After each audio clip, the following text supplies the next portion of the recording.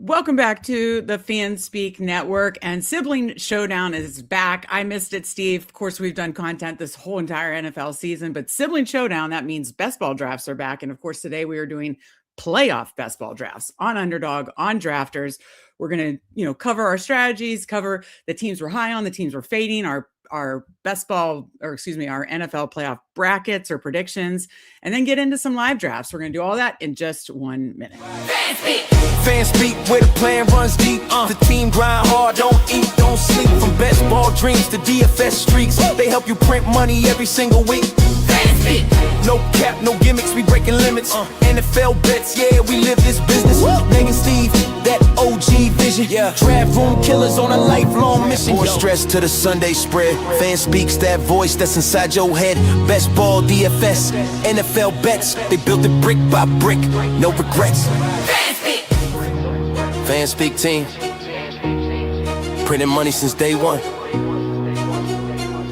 Fanspeak, forever. That's right. I don't know why, Steve, the light is so bright. I might need to work on that. Steve called me Casper before the show, but you look like you're auditioning to be a vampire in Twilight. I don't know what is going on. But here we are. Sibling Showdown's back. That's the most exciting. I was so excited to crack that graphic back open.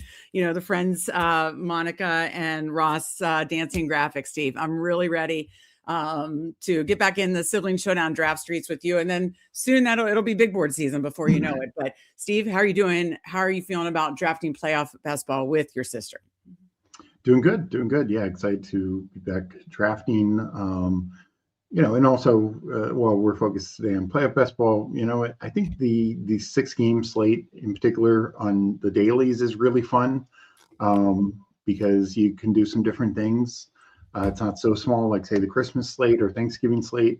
Hey, ain't nothing wrong with that Christmas slate. Your sister took no. But like that was a weird one because we'd back up with third-string quarterbacks and stuff like that. Yeah. Like we got 6 fun games. 12 teams to pick from. So really looking forward to doing those drafts as well, or been doing those drafts as well. So yes, it's a fun week as we head into playoffs, both with the full playoff best ball and then the dailies as well. A great segue. I'll get to some of our other content this week in a minute, but I love Wild Card Weekend is my favorite by far. And this year in particular, outside of the Rams game with a ginormous spread, it's really, really, really kind of not a toss-up, but the spreads are pretty close within 3 points. And so I think this is going to be a super fun slate. I think there could be some underdog upsets, which may actually be the higher seed, but I am so looking forward to this slate. Wild Card Weekend to me is really fun in both, like you said, the daily streets, DFS streets, betting streets, and then it'll apply to obviously the playoff best ball streets. So I'm excited. You had a great segue. So Underdog Dailies tonight, 9:30, come back here, 9:30 p.m. You've got Andrew, Justin, and Coolers. Coolers is joining them, and he has just been on a tear, an absolute heater in the Underdog Dailies. So they have the right person on to talk Underdog Dailies. And then you and I will be back tomorrow with the Degen Power Hour, tomorrow, 5 p.m. Eastern. We'll talk DFS and Underdog Dailies for, again, the wild card slate, which I'm so excited. And then NFL bets. We'll be back 4 p.m. with Tyler on Friday for Prop Party. And then DJ and Dads will be on 9:30 p.m. on Friday for props and bets for the wild card slate. So again, we've got you covered for DFS, Underdog Dailies, NFL bets, just like the song says in the intro. Thanks to the great Jamie. And then we're covering playoff basketball. So we've covered every single Degen aspect possible. And then we have it covered on Substack too. So if you're coming in, hit that like button. We certainly appreciate it. If you're watching on Twitter, come over, say hi, like these wonderful people, like our guy, Mike Robb, like our guy, Stephen McDevitt, who is Div. I recognize that. Div, don't know the number. 1726. I recognize that from the Discord. But come over, say hi, hit the like button, make sure you're subscribed, but also check out the link below in the description for our Substack. We're sending stuff out pretty much every day. Yesterday we sent Steve's Underdog rankings. Today we'll send a DFS survey. We'll have bets for both Saturday and Sunday slate. Steve sends his top plays. We have you covered. And then before you know it, it's going to be big board season. Before you know it's going to be best ball season, you'll get the rankings. So I highly recommend checking that out. Link in the description. And Steve, you and I have been talking behind the scenes about what we're going to do in the month of January. We'll do maybe some more returns, playoff best ball return drafts next week. But we're going to start to, do some like best ball recap, like what went right, what went wrong, what we want to improve on process wise for 2026. Talk through, do shows like that in January. And then end of January, we're going to start with your rookie series, which, by the way, if you followed it last year, it got you on Cam Scattaboo early, and had he stayed in healthy, that would have been a massive smash. So I highly recommend. Steve has been scouting prospects since 2012, used to go down to the Senior Bowl for several years, knows how to scout prospects, and still is doing it at a very high level, and is now doing it for us with the best ball lens, right? So I'm excited to, before we get into it, how do you feel about this rookie class, and how excited are you to talk about it with these people that they can then apply it to big board drafts? Yeah, so we're still finding out who this rookie class is. Ty Simpson declared today, still waiting on some other quarterbacks and some other key players. I think the early look on this is you're going to have an elite tight end in Sadiq from Oregon. You're going to have an elite running back in Love from Notre Dame. 1 to 3 quarterbacks in the first round, and then a bunch of receivers. It looks to be a really strong receiver draft. Kind of reminds me of a couple of years ago, the Drake London, Jameson Williams, Garrett Wilson draft. I think it's kind of similar to that. Not as necessarily upside as the neighbors, Harrison and Odunze draft, but sure.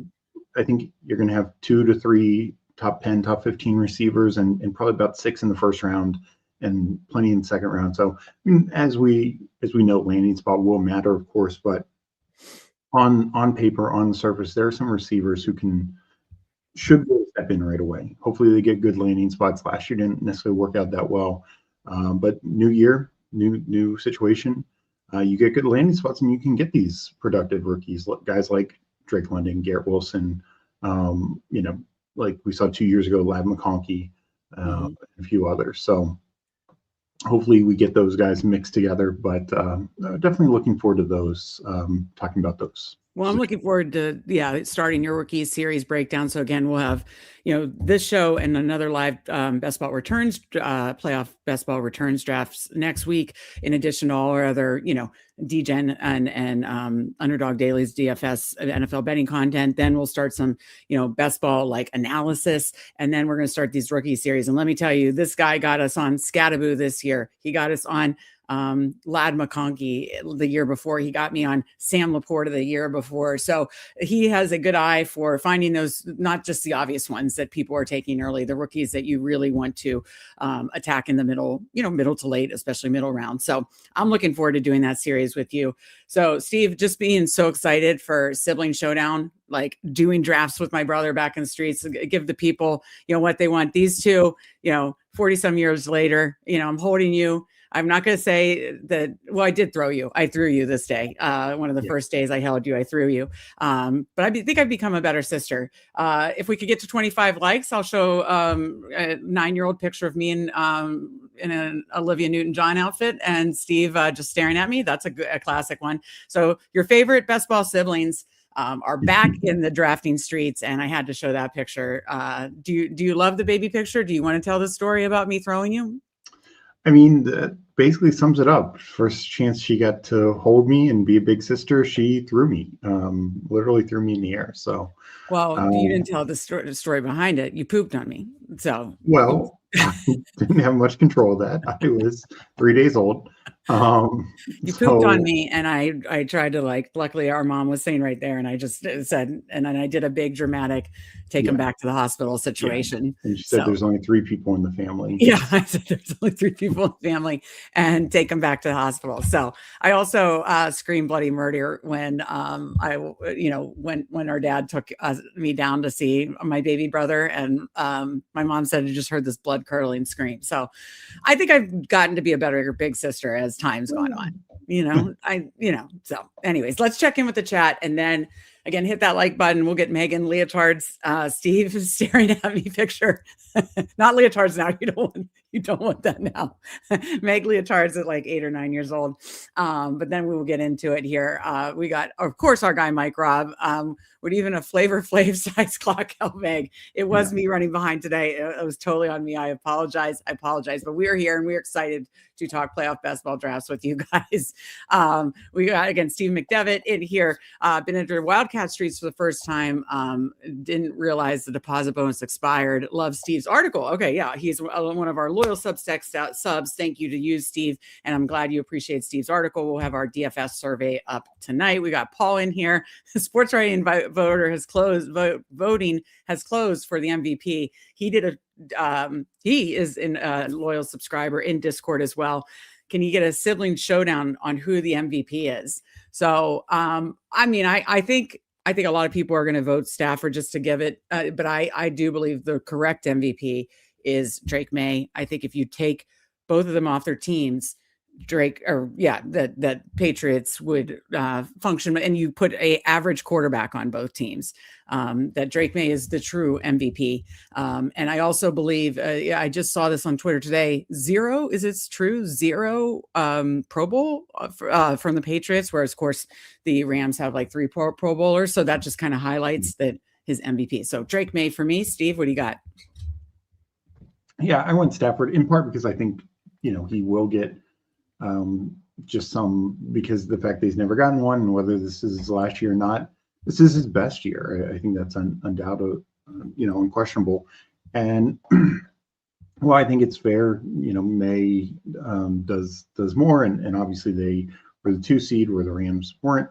I do also think that Matt Stafford is just playing at a really elite level, and he dealt with some injury situations as well on the team, and I guess for me, I also think that they had a much tougher schedule outside of outside of their own games against the Bills. The other 2 games in the division are so easy for the Patriots, and then Steelers are maybe their toughest division opponent. One of them, Steelers and Ravens. So it's where Stafford and the Rams just had quite the gauntlet. I mean, I think it should be based on the record and the seeding and that kind of stuff. I think a lot of times it is, but to your point, the Patriots had a much easier schedule. Stafford and the Rams have a gauntlet. So I get your point.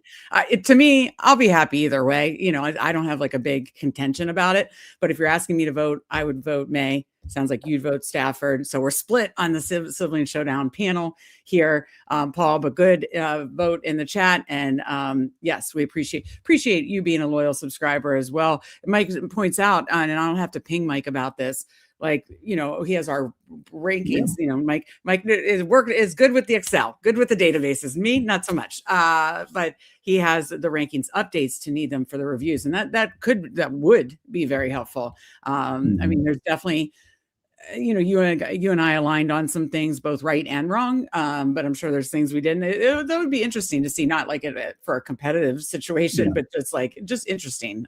We'll say Steve and I were both on Daniel Jones being the starter quarterback from the beginning of the season.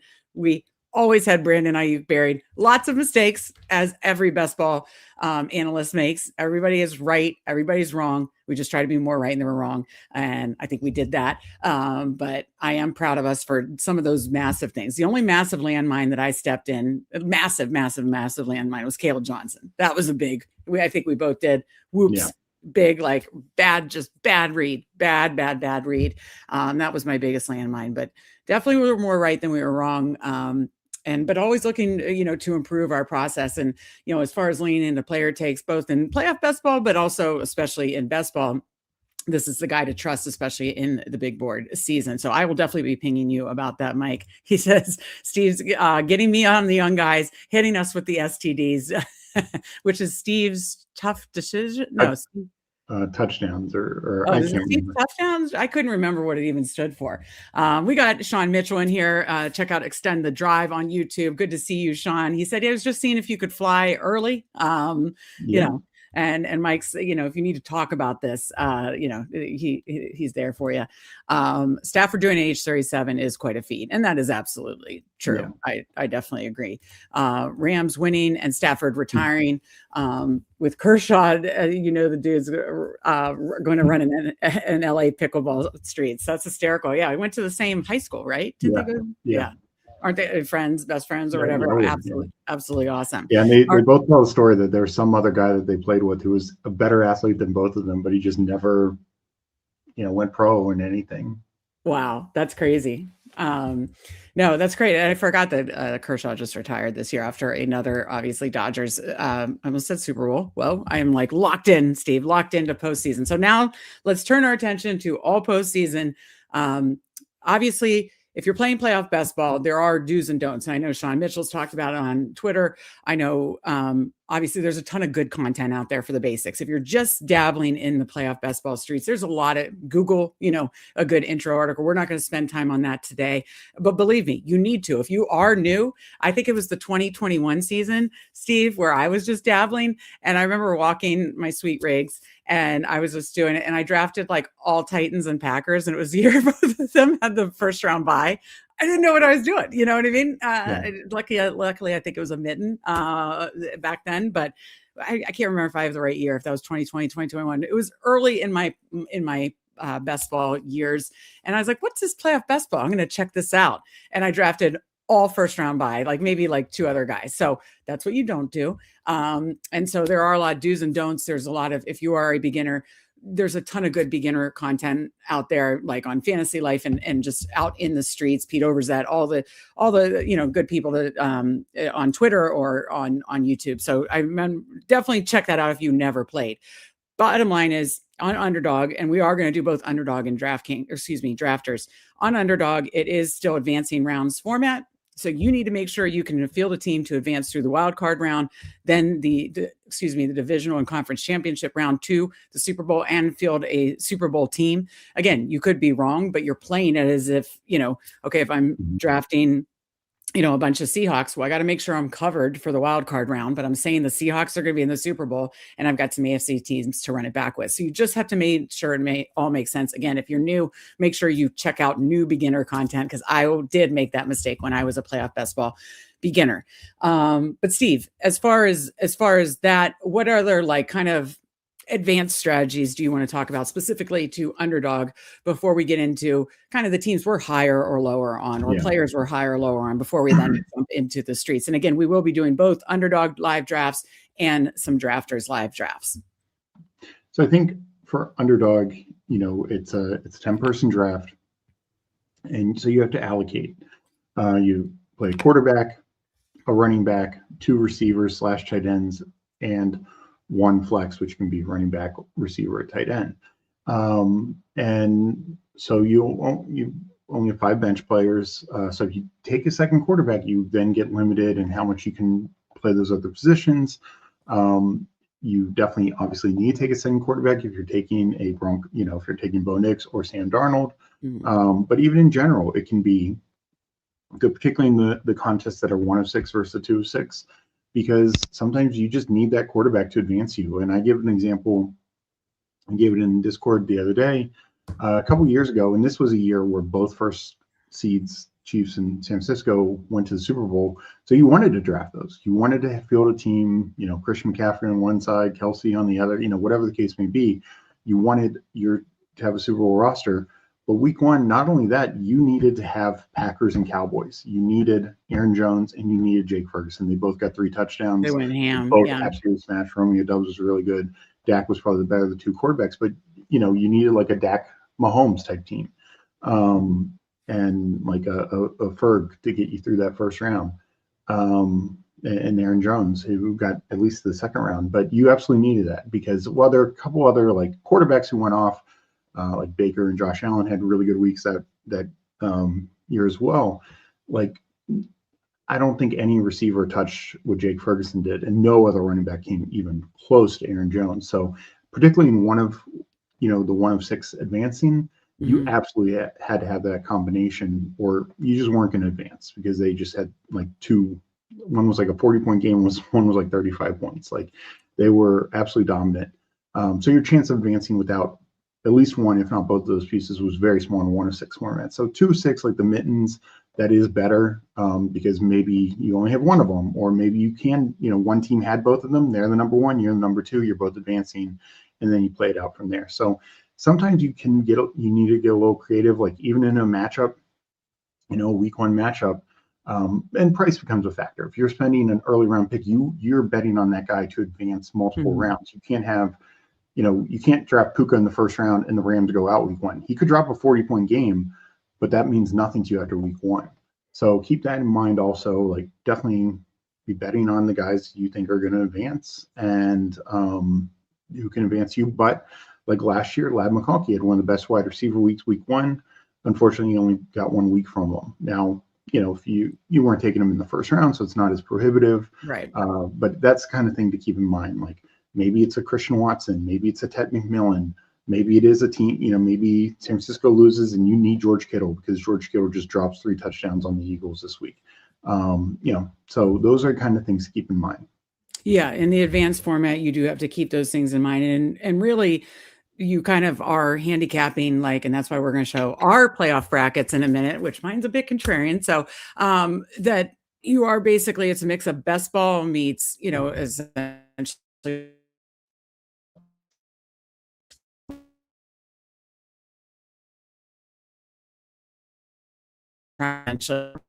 what happened there. I lost my video for a while. Am I back? Yeah. Steve? Yeah. Yeah, you're back. Okay. Anyways, this is fun. So bottom line is, to your point, you say you think Jaguars are moving on. Well, then, and you draft multiple Jaguars. I wouldn't draft multiple Bills, but if you did draft one Bill, okay, that's fine. But I wouldn't draft you multiple of the teams facing. I made a mistake. Didn't realize that I drafted a 49ers team with a Chargers and Patriots run back, not realizing they were matching up in the first round. And so I am going to lose 2 or 3, whoever wins. So that sucks. But that was one that I drafted a couple of weeks ago on the gauntlet. So those are the kind of things you want to keep in mind. You want to try to avoid too many of the teams that are facing round 1.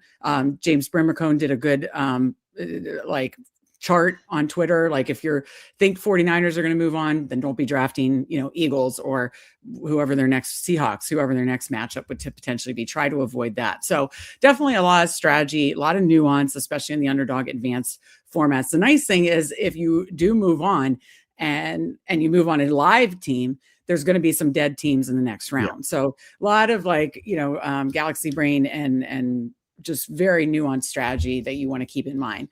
I was so stressed. All right. So, do you want to now talk about our playoff, teams we're high on, teams we're low on?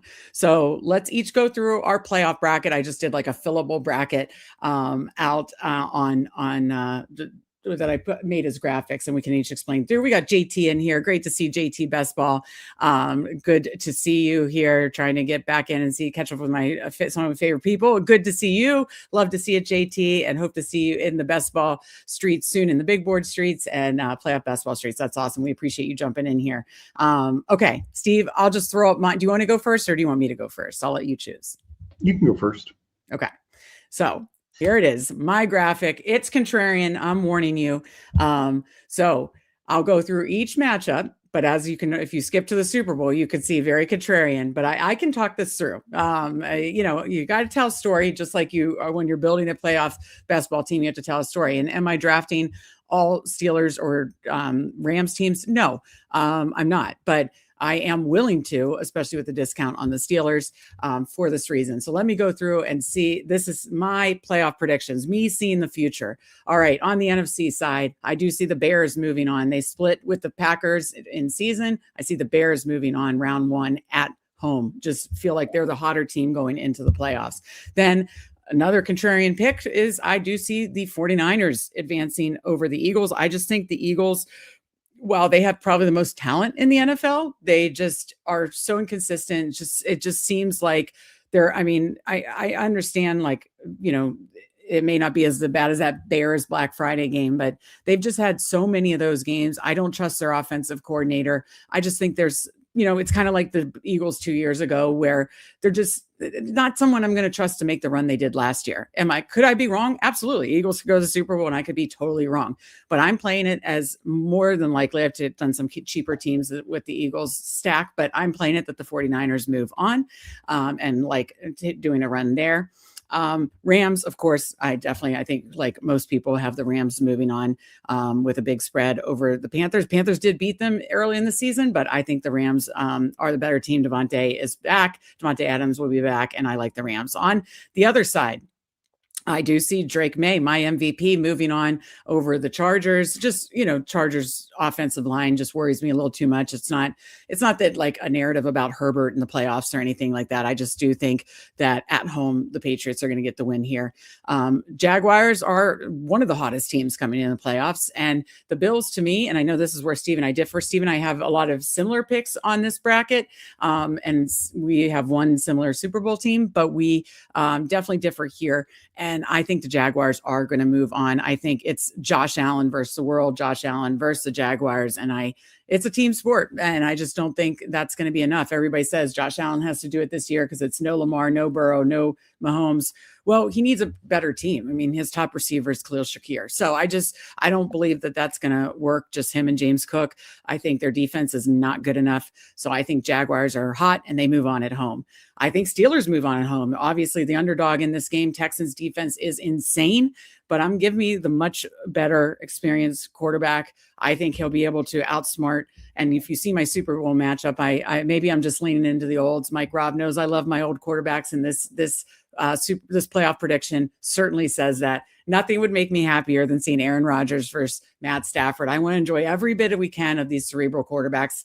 Tom Brady always talks about, the quarterback position is played in between the ears. You need to have talent and athletic gifts, but it's played in between the ears. And nobody that really does it better these days than Matt Stafford and Aaron Rodgers. And we saw that on display on Sunday Night Football when they pulled out the win over the Ravens, when he had when Calvin Austin is his big weapon there. So I do think that they will be smart and cerebral enough to find a way to move on, and it'll be just a low scoring slugfest with TJ Watt back. And Cam Hayward, he's older, but he's gritty. I think the defense will step up enough, and I trust Aaron Rodgers.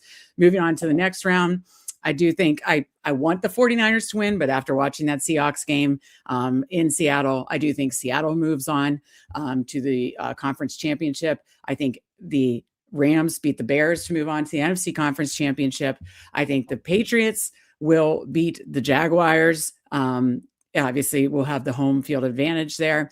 And I think the Steelers in a very similar situation, an inconsistent offense with a young quarterback versus, one of the greatest quarterbacks of all time. I do think the Steelers could pull out a win here. Now I might be getting a little too narrative-y, but I think old man versus young man. I think, just the experience will win here to send Aaron Rodgers, and we get to see one swan song here against. Then I have Matthew Stafford and the Rams moving on. I just think they're the well-coached team. I respect what Mike McDonald, the Seahawks, Sam Darnold, that defense is insane. I know it'll be hard to get a win in Seattle, but I have the Rams moving on and the Rams winning the Super Bowl. So I know my is contrarian. I can definitely see different paths. We'll talk about teams we're fading, teams we're high on. But as far as essentially top teams, I'm obviously high on, expensive teams. I'm obviously high on the Patriots and the Rams. I definitely am willing to do 49ers stacks. I like Seattle stacks and covering the bye. And then I like covering it with, the Steelers late. And I like that. I also do some Jaguars stacks. So we'll talk about fades and that kind of stuff in a minute. But Steve, what do you think of my graphic? What do you think of my playoff predictions? We're not going to agree. That's not the purpose of this exercise. The purpose is to talk. Yeah. I mean, you laid out your case for it. So I'll lay out mine. Okay, you'll lay out. Okay, you have any feedback before you lay out yours? Any feedback specifically on mine? To me, I think end of the day, let me give mine first, and then we can talk. Okay, that sounds good. Okay, so without further ado, Steve's playoff prediction. Steve, take it away. You talk it through. Yeah. So in the NFC, same, Bears over Packers. I think Packers are just, I know like Jacobs and company say they're feeling better now, but I just think Bears at home have a bit of an edge there. I think 49ers Eagles, I think really that could be the game of the week. Honestly, I think the Eagles are the more talented team, but I think the 49ers are the better coach team. And I think the 49ers have the best supreme talent in Christian McCaffrey. And I think that's a big key. And, same with George Kittle. Like they have some elite offensive talents. I think Trent Williams is going to be back and ready to go. So that will help them. And honestly, they probably have the better quarterback. Jalen Hurts has been very inconsistent. I don't, he's just been down this year. Where Brock Purdy's played really, really well. Seattle got to him, but not many others have gotten to him this year. Right. And Rams easily over the Panthers. Then the divisional round, I think the Seahawks take care of business at home against the 49ers, and I think the Rams can beat Chicago. This is where I agree, like age over youth, and Sean McVay, I think is, arguably like the best coach in the NFL. He just is very consistent, very detail oriented. I think their defense is good. I think with Adams and Puka and Kyron, they have the weapons that they haven't had the last couple of years, and Stafford is playing the best he's playing. So I like that, and I even like that against Seattle as well, because I think those two teams match up really well against one another. Right. First game, Rams kind of dominated. Second game, they dominated most of the game. Seattle had a hell of a comeback and overtime in the win, but I think the Rams are probably better able to handle that. AFC side, we do disagree some. Like I'm with you on the Patriots over the Chargers. I think Chargers are just banged up. Their O-line is just not good enough. If it was, I'd maybe favor it a bit more. Marion Hampton isn't 100%. Herbert's not 100%. So I think Patriots are the good play there. I'm taking Bills over Jags. I think what Liam Cohen's done to this Jags team's incredible, particularly the second half of the year. Trevor Lawrence is playing really well, but Josh Allen is Josh Allen. Now, I know they gave up some games this year that they had no business losing. They lost to the Falcons and Dolphins. Right. But at the same time, they beat some really good teams as well. And Josh Allen, even in those games, he played really well. They do sometimes get away from James Cook, but James Cook is, the best running back in the AFC and second best running back in the playoffs behind Christian McCaffrey. Right. So I just think those two guys are extremely talented, and Josh Allen can carry a team. He's gotten, he's beaten, like the Ravens last year, come so close against the Chiefs so many times in the playoffs, and those are much better teams that he faced. So I think he can do it. Is it a guarantee? No, of course not. Jags are a good team, and they played great down the stretch. But I do think this is the side where age, Josh Allen is not super old, but he's got a ton of playoff experience. Right. And I just think the Jags, Liam Cohen coached a play, was an offense coordinator for a playoff team last year, but just not a lot of experience in that coaching department. It's a very young coaching group as well. And then finally, Steelers, Texans. I think this is a real toss-up game. Mm-hmm. Texans played well down the stretch, but there's a lot of holes in their game. And, Steelers defense, they're hit or miss. Like, they gave up some big plays in that Ravens game, right, but they also shut down the Ravens for long stretches.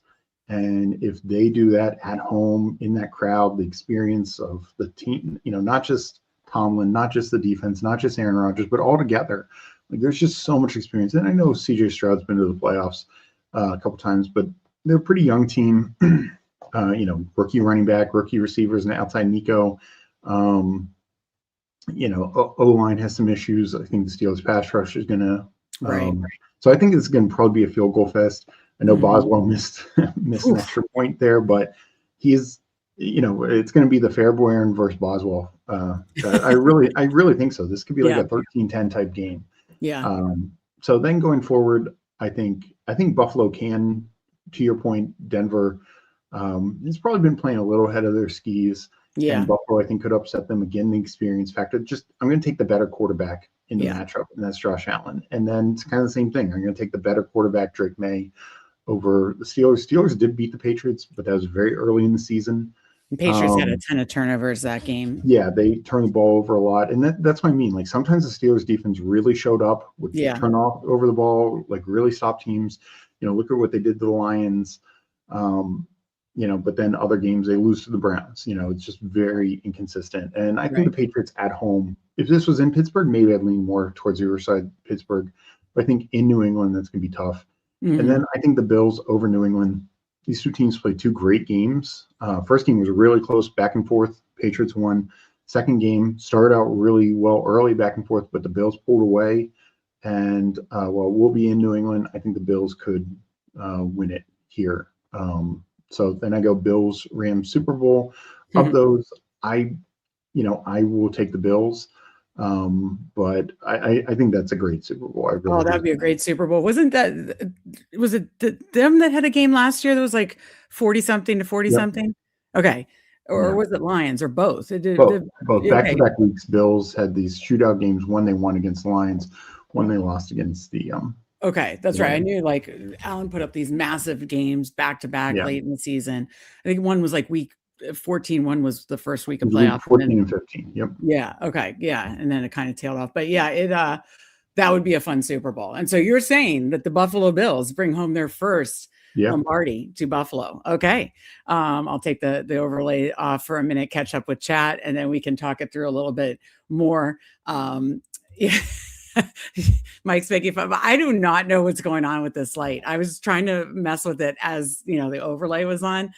He senses some ageism here. Yeah, you know me. I love my old quarterbacks. Absolutely. If they've got gray in their beard, I love them. I absolutely love my old quarterbacks. He's talking about the background.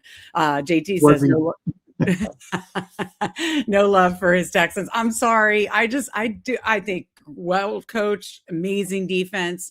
But they don't have a top tier, running back. And I know the Steelers don't either, by the standards I'm kind of setting here. But to me, just it's I know that's similar to just DK Metcalf, Nico Collins, and then the running back situation. But I think it's just not trusting Stroud, maybe, even though he's won multiple playoff games. So I'm sorry, JT. I don't buy into the Texans this year. Impressed how they bounce back, and certainly think they have. I mean, them and Denver have one that are the two best defenses. So don't doubt that. And it certainly could go the other way. I'm just kind of going age over and experience over in a game that will likely be 13-10. So any thoughts on our each other's brackets before we move on? Kind of talk, those kind of teams were really high on, teams were fading, that kind of stuff. Because I'll speak for myself. I'm not doing enough drafts. If you're maxing, 150 and then doing the 50 max and doing everything possible, then sure, I think you want pieces of all teams because we have no idea, that is the beauty, especially this year. And let's cover that first before we move on. This year, out of any year, is absolutely wide open. You could poke holes into every single one of all the 14 teams, before it felt like there was it was really hard to not see one or two from one side and, maybe two or three from another side. You could poke holes in every team. You could make a case, in my opinion, you can make a case for every team but the Panthers, basically. Love the parody this season. When the kids do the old cinema graphic, I really think this season has been cinema. I hope the postseason and Super Bowl is cinema and amazing to watch. And I think that's what we're going to get. A lot of parody. Love that. We don't really know. And I think that's what makes this wide open. So I think in those situations, if you're not maxing, which I'm not, I'm doing about 50 total, then I want to just make my stands, right? Certainly if something just falls to me, I'll make it work, but I am just making my stands. I'm only doing a handful of a couple of Eagles drafts. I do think the 49ers just are going to win. I don't know why. So maybe it's more of a belly in my gut. And I love the 49ers too. I love Kittle and McCaffrey and Trent Williams and all that stuff. But I just think I don't know. I just think the Eagles offense is broken enough. So I'm just not doing a lot of Eagles drafts. So let me say, go to, what do you think of our graphics? Anything on mine, or any feedback on that? And then just, yeah, how are you playing it with then are you making some stands on some fades essentially? Yeah. So no, I mean, I think like I said earlier, you made the case for your picks, and for me, and some of it comes down to me thinking the Bills advanced round one. I think changes the dynamic, because then if the Bills advance round one, I agree with you that I think I think round one they just got a tough draw. Yeah. No, I actually do too. Jags were. If I was the Bills, I'd rather play the Patriots. One, you know them. The Patriots just aren't as deep as a team. I think the Jaguars are a little deeper, though May is a better quarterback than Lawrence. But I think Jags have just more all-around talent. But for me, I'm with you. The Eagles are the team that feels a little like, on paper, I think the Eagles have a lot of talent. Their O-line is definitely not what it once was, and they still pretty banged up too. And I know they're back, but they're playing through. Yeah. I guess to me, what I look at it, the Eagles finished 24th in their offense, just vastly underperformed. If you have, Jalen Hurts, Saquon Barkley, AJ Brown, Devonta Smith, and Goddard, you should not finish 24th in yards overall. You should not finish 19th in points overall. I mean, there was a couple missed games of those guys, but not a ton, not near as much as there were last year. And when Goddard, Brown, and Smith all missed significant time. And it's not clicking. It really isn't. And I know they got some big wins early on. They got the win over the Chiefs. They got the win over the Cowboys week one. They got the win over the Rams on that blocked field goal. And that win over Tampa. Tampa had a chance to come back.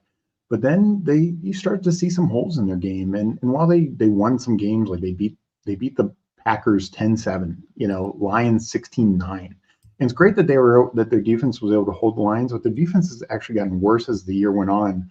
They gave up 20 or more points in 3 straight weeks to the Cowboys, Bears, and Chargers, and lost those games. And yes, then they shut out the Raiders, but who couldn't shut out the Raiders right now? Right.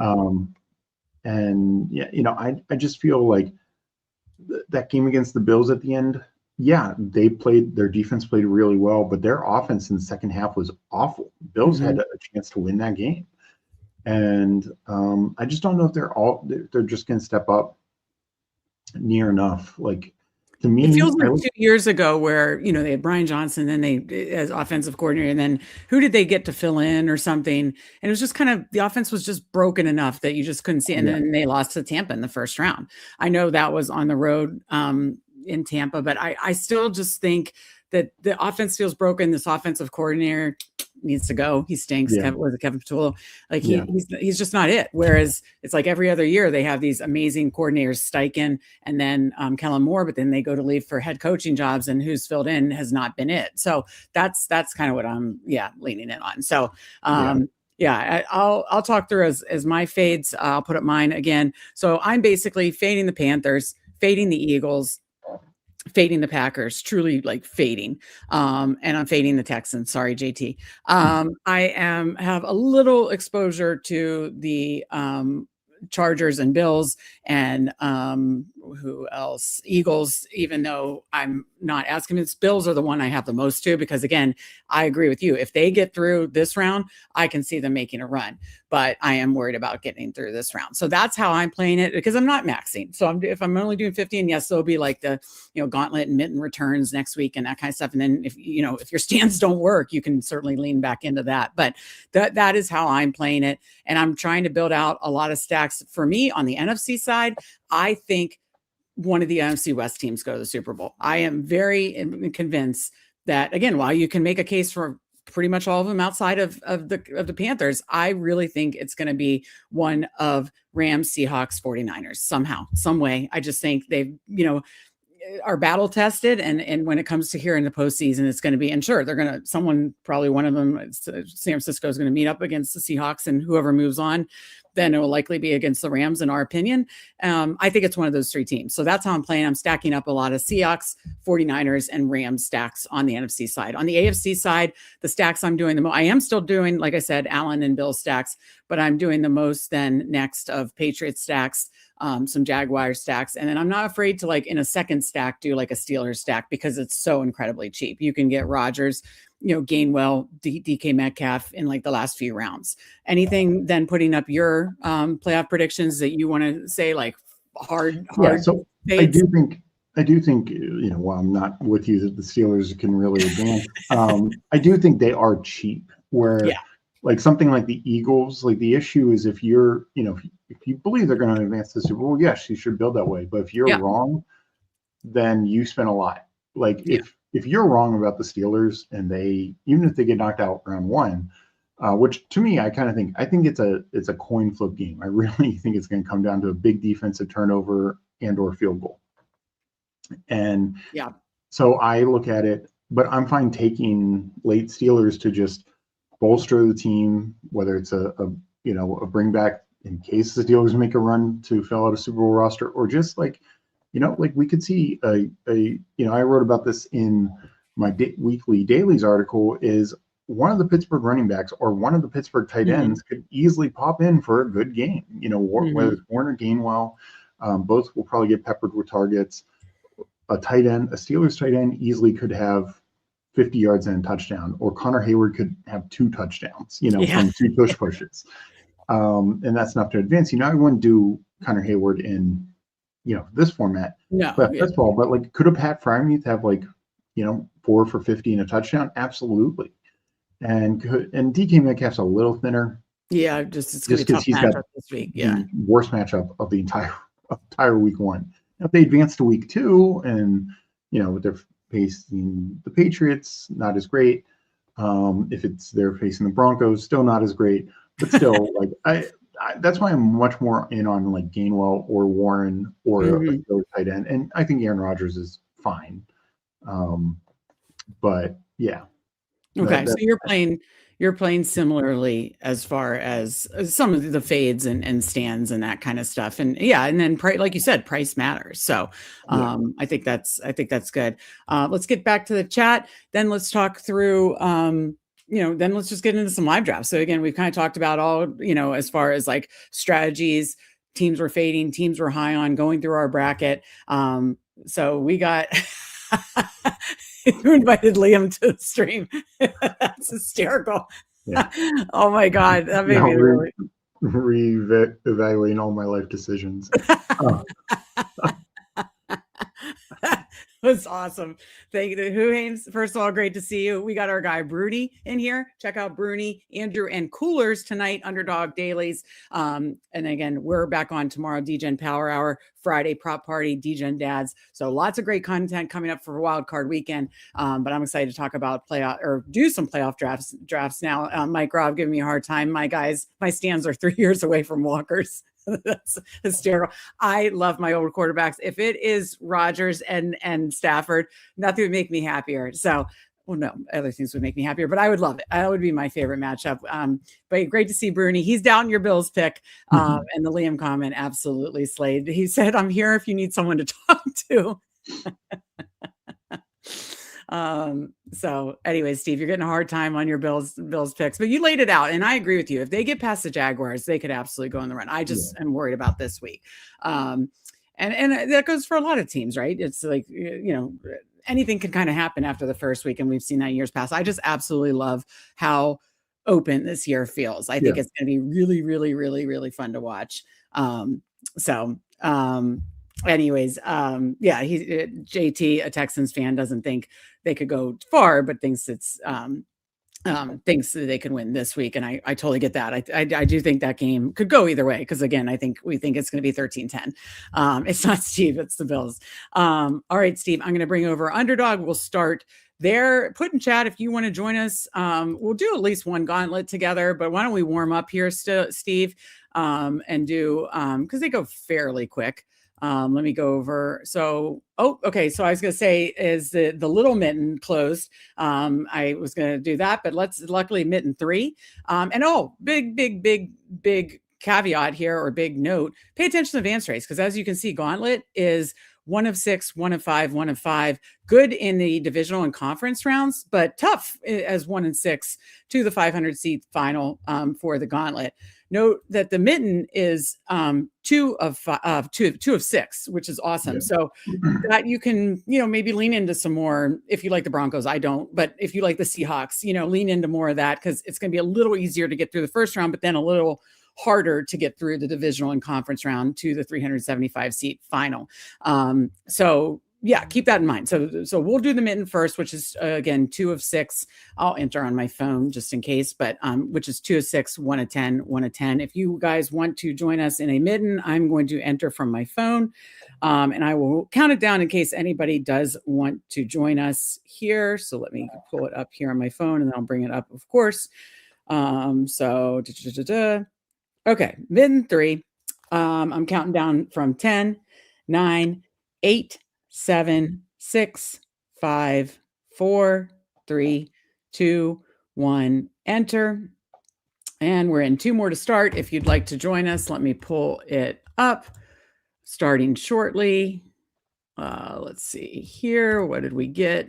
And we're the 2 spot. We got Legion 13 at the 1 spot. And I think that's it. Great to see you, Paul, here with us. I am not getting many of the 1 spot, so I have not gotten enough Puka, but yeah. Huhames and Paul were in their summit draft together.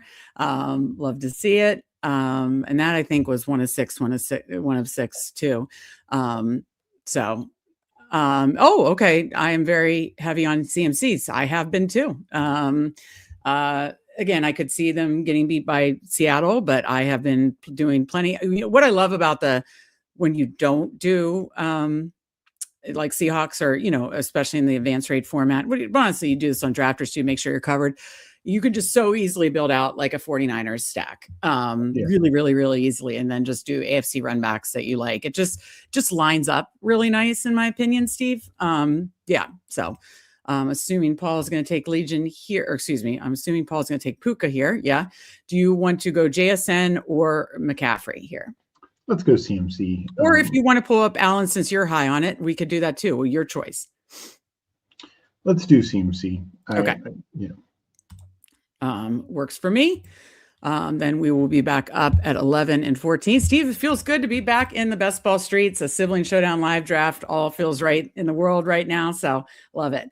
Huhaim says he's not getting the 101 either. I have barely gotten it. So I only have a few Puka, but I'm so high. As you saw, Steve and I both have Rams predicted to go to the Super Bowl. I'm trying to build out a lot of when I get around the turn, I just do Stafford, Devontae, and then usually you can't get Kyron. So then I do Corum. And then, another Ram, one of the tight ends or something like that. And then run it back with AFC. But yeah, I don't have much Puka. But honestly, we've seen with Devontae Adams, especially on Underdog, he gets, more of the red zone targets. So, what? I mean, I made the point from week 6 through week 13, and sure, Puka missed one of those games, and there was a bye in there as well. But in the 6 games where they both played, Devontae outscored him 5 times, 5 of those 6 games from that stretch, and had, then Adams got injured, and Puka went nuclear. But if Adams is fully healthy, he could just go back to being the best touchdown weapon in the NFL. You're fine me just taking Kittle here, right? Yeah. Perfect. And then coming up at 14, Purdy we can get probably in the next round. So do you want to, from an AFC side, do ETN, Hendo? I'd prefer not to do Nico, but if you really want to, you could pull up Diggs. What do you like from the AFC side here at 14? Okay, Hendo goes. Let's go ETN. As much as I am high in the Bills, I actually think whoever wins that game has a real chance to go to the Super Bowl. Okay. All right. Yeah. Okay. Well then, Jaguars are ones that I'm stacking up, probably not the most aggressively, but they are ones that I am stacking up. Wow. Paul got Stafford all the way back. I have not been able to do that either. So the few times I have gotten Puka at 1, I have not been able to get Stafford because a lot of people are doing what I'm doing. They're taking pulling up Devontae Adams and doing Stafford, Devontae Adams, or Kyron Stafford, or something like that, where then you're not able to get Stafford all the way back here, so, or you could even do like, or like a James Cook Stafford, and then play it out from there with, other Rams and Bills or something like that, which was your Super Bowl matchup. So Paul, to get Stafford Puka, that's fun. Very fun. Yeah. No, I agree. I don't know that I have not, I don't even think and again, I think I'm like 30 in, something like that. And I'll have to do like 40, and then I'll do like 10 or 12 returns drafts. So again, it's not like I'm doing crazy volume, but yeah, that's tough to get. Okay. Coming back up at 23, I'd prefer to just, Paul, I assume is with Stafford not going to take Purdy, but I usually just lock in Purdy there. But other ones, you could do Myers and keep leaning into the Jaguars. Then, I think Jennings usually falls. So do you want to do Myers, or do you want to do just lock up Purdy? Let's do Myers. I highly doubt Paul's taking Purdy. So we'll then grab Purdy here because that's right around his ADP. And then, we'll start 2-3, then that would be 3 49ers, 2 Jaguars. And then we can build out, the rest of the 49ers stack, obviously. And then other, some other AFC options. Probably in this one, we're not going to lean into the Bills because, we've drafted 240 or 2 Jaguars. So let's get Purdy here. So as you can see, we got Purdy, McCaffrey, Kittle, which feels nice. We'll tack on, like a Pearsall or Jennings. If they got sniped, we could always do a Bourne, but later, but ideally one of these two. And then look for, so, okay, if we're not doing Bills, let's just, while we're here, like queuing up at running back receiver, if we're not doing Bills, what other, here Patriots, well, Kincaid is Bills. So if we're not doing Bills, we both like the Patriots to win. You could do like a Hampton, but I don't really love that. What are other like running backs, receivers that you want to target from the AFC side? Sorry. Yeah, not much left on the running back side. Receiver, I think in a situation like this, like I could be totally fine. If you're telling the story of 49ers are going to the Super Bowl, I'd be totally fine just tacking on a Kenneth Gainwell late, Now, what I will say is if we do get a fourth 49er, taking one Bills player just in case they do advance, then we're still covered for the Super Bowl. Yeah. Okay, so here, I think we could take Pearsall at 38. What do you want to do here? Hunter Henry? Yeah. Okay, that works for me. Like I said, I don't feel like, since especially taking Henry, and I guess it's not like we got Diggs or any of the Ramondre's gone, I guess. Where did Ramondre go? Okay, Paul's very, very smart. So he did the he's got a nice Patriots Rams stack going there. And so he's covered with Puka, Stafford, Corum, probably will tack one on later. And he's got a couple Patriots already and then tacked on Kincaid. I like that a lot. I say we just go Pearsall here. It's a lower, it's not, sometimes he falls, but sometimes he doesn't. I'd rather have Pearsall than Bourne. Yeah, I'm good with that. Fourth. So let's just do that. And then we can continue to queue up other options here, because then we'll have just 3 more picks at 47, 50, and 59. So we'll take Pearsall. We really don't need Bourne. I don't think we need Hampton. Honestly, I'd be totally fine with Warren or Gainwell, preferably Gainwell. Just his pass catching role has been insane. So if we're doing 3 more, so looking at our team, we have the 4 49ers, McCaffrey, Kittle, Purdy, Pearsall. And then we ran it back with 2 Jaguars, 1 Patriots player. We have 3 more spots at 47, 50, 59. I think the question is, on this, I don't feel the need. On the gauntlet, I kind of like getting a second quarterback. On this, I don't feel the need as much because we're telling the story of 49ers Super Bowl. What are your thoughts on that? And who else do you want to queue up outside like one of the Pittsburgh running backs? So most likely it'll probably just be like a 1-3-5 sit. Right. Do them. Yeah, I would. So I would take Troy Franklin next. Okay. Okay. And then I would take, I think we should take like a Bills and a Steelers player with the final 2 picks. So you're fine losing, we're going to lose either Bills or 2 Jaguars. We're going to lose one of that side of that. And then we'll lose, I guess, Troy Franklin, we just won't have this week. So let's take him. Yeah. And then I've noticed that Gainwell, I'd rather take Gainwell than like DK Metcalf if we're just taking one, you know what I mean? Mm-hmm. So I would take him next, and then we can just kind of float, oh shit. Legion was smart. Good pick. I'll take Warren. I'll take Brandon Cooks over. Brandon Cooks is not going to go, Steve. We need Warren. Brandon Cooks goes higher than Warren. Why is he not even projected for any points? That's weird because he last couple weeks played a lot more. Steve, we're not going to have a third quarter running back. I don't like this, but whatever.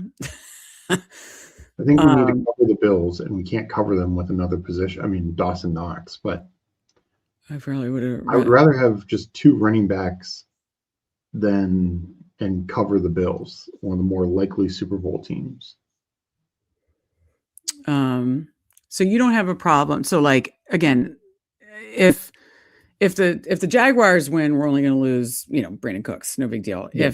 And then we don't have Troy Franklin. And then, so we don't have a Texan if we were to get a Steelers player, and we don't have a Chargers. So we would just be losing. We just have one matchup. That's good. I don't think you should do multiple matchups, because I have made that mistake before where I've done like, multiple matchups and you're losing one. Do you feel like, honestly, in this situation, like, I think this is one of the ways to play. When you have 4 of one team on one conference and you're only taking 1 quarterback, then you have 6 players from the other side. I think it's very reasonable to take 6 from 6 different teams. Then you're covered. You're literally, if 49ers go to the Super Bowl, then we're covered by 6 outs, like that. Catch up with chat. Some good points in here. Bernie says, I've taken Cooks and with the Allen build here. We got Mathology. Great to see you, Mathology, one of the sharpest in the game. So awesome to see Mathology in here. Ty Johnson would be another option. Yeah, he is banged up, so I don't know if he's gonna play. Ty Johnson is banged up? Mm-hmm. I think he ends up playing, but. And then Coolers makes a great point. 2 running backs seems fine when you only need 1 in this format, and one of yours is CMC, and you're saying they're going to the Super Bowl. Yeah. So your choice. I mean, like, we lost Warren, but I'm fine taking Pat Freiermuth, or if DK Metcalf were there. Like, I'm fine I think having a Steeler makes sense. I mean, we both. So it's just Pat Freiermuth, Metcalf. Oh no, Metcalf is there. All right, so you want to go Metcalf? I mean, Freiermuth has the better matchup, so. But we can go Metcalf. Let's go Metcalf in case they advance. I still think. Yeah. I do feel like it's thin, but and I do think if we're going off my predictions and Jaguars move on, then I feel fine about this. And again, we're saying that 49ers are going to the Super Bowl and having CMC, that feels fine. So this is the only time I've done 1, 2, 7, but especially in the 2 advance out of the first round, I think it's fine.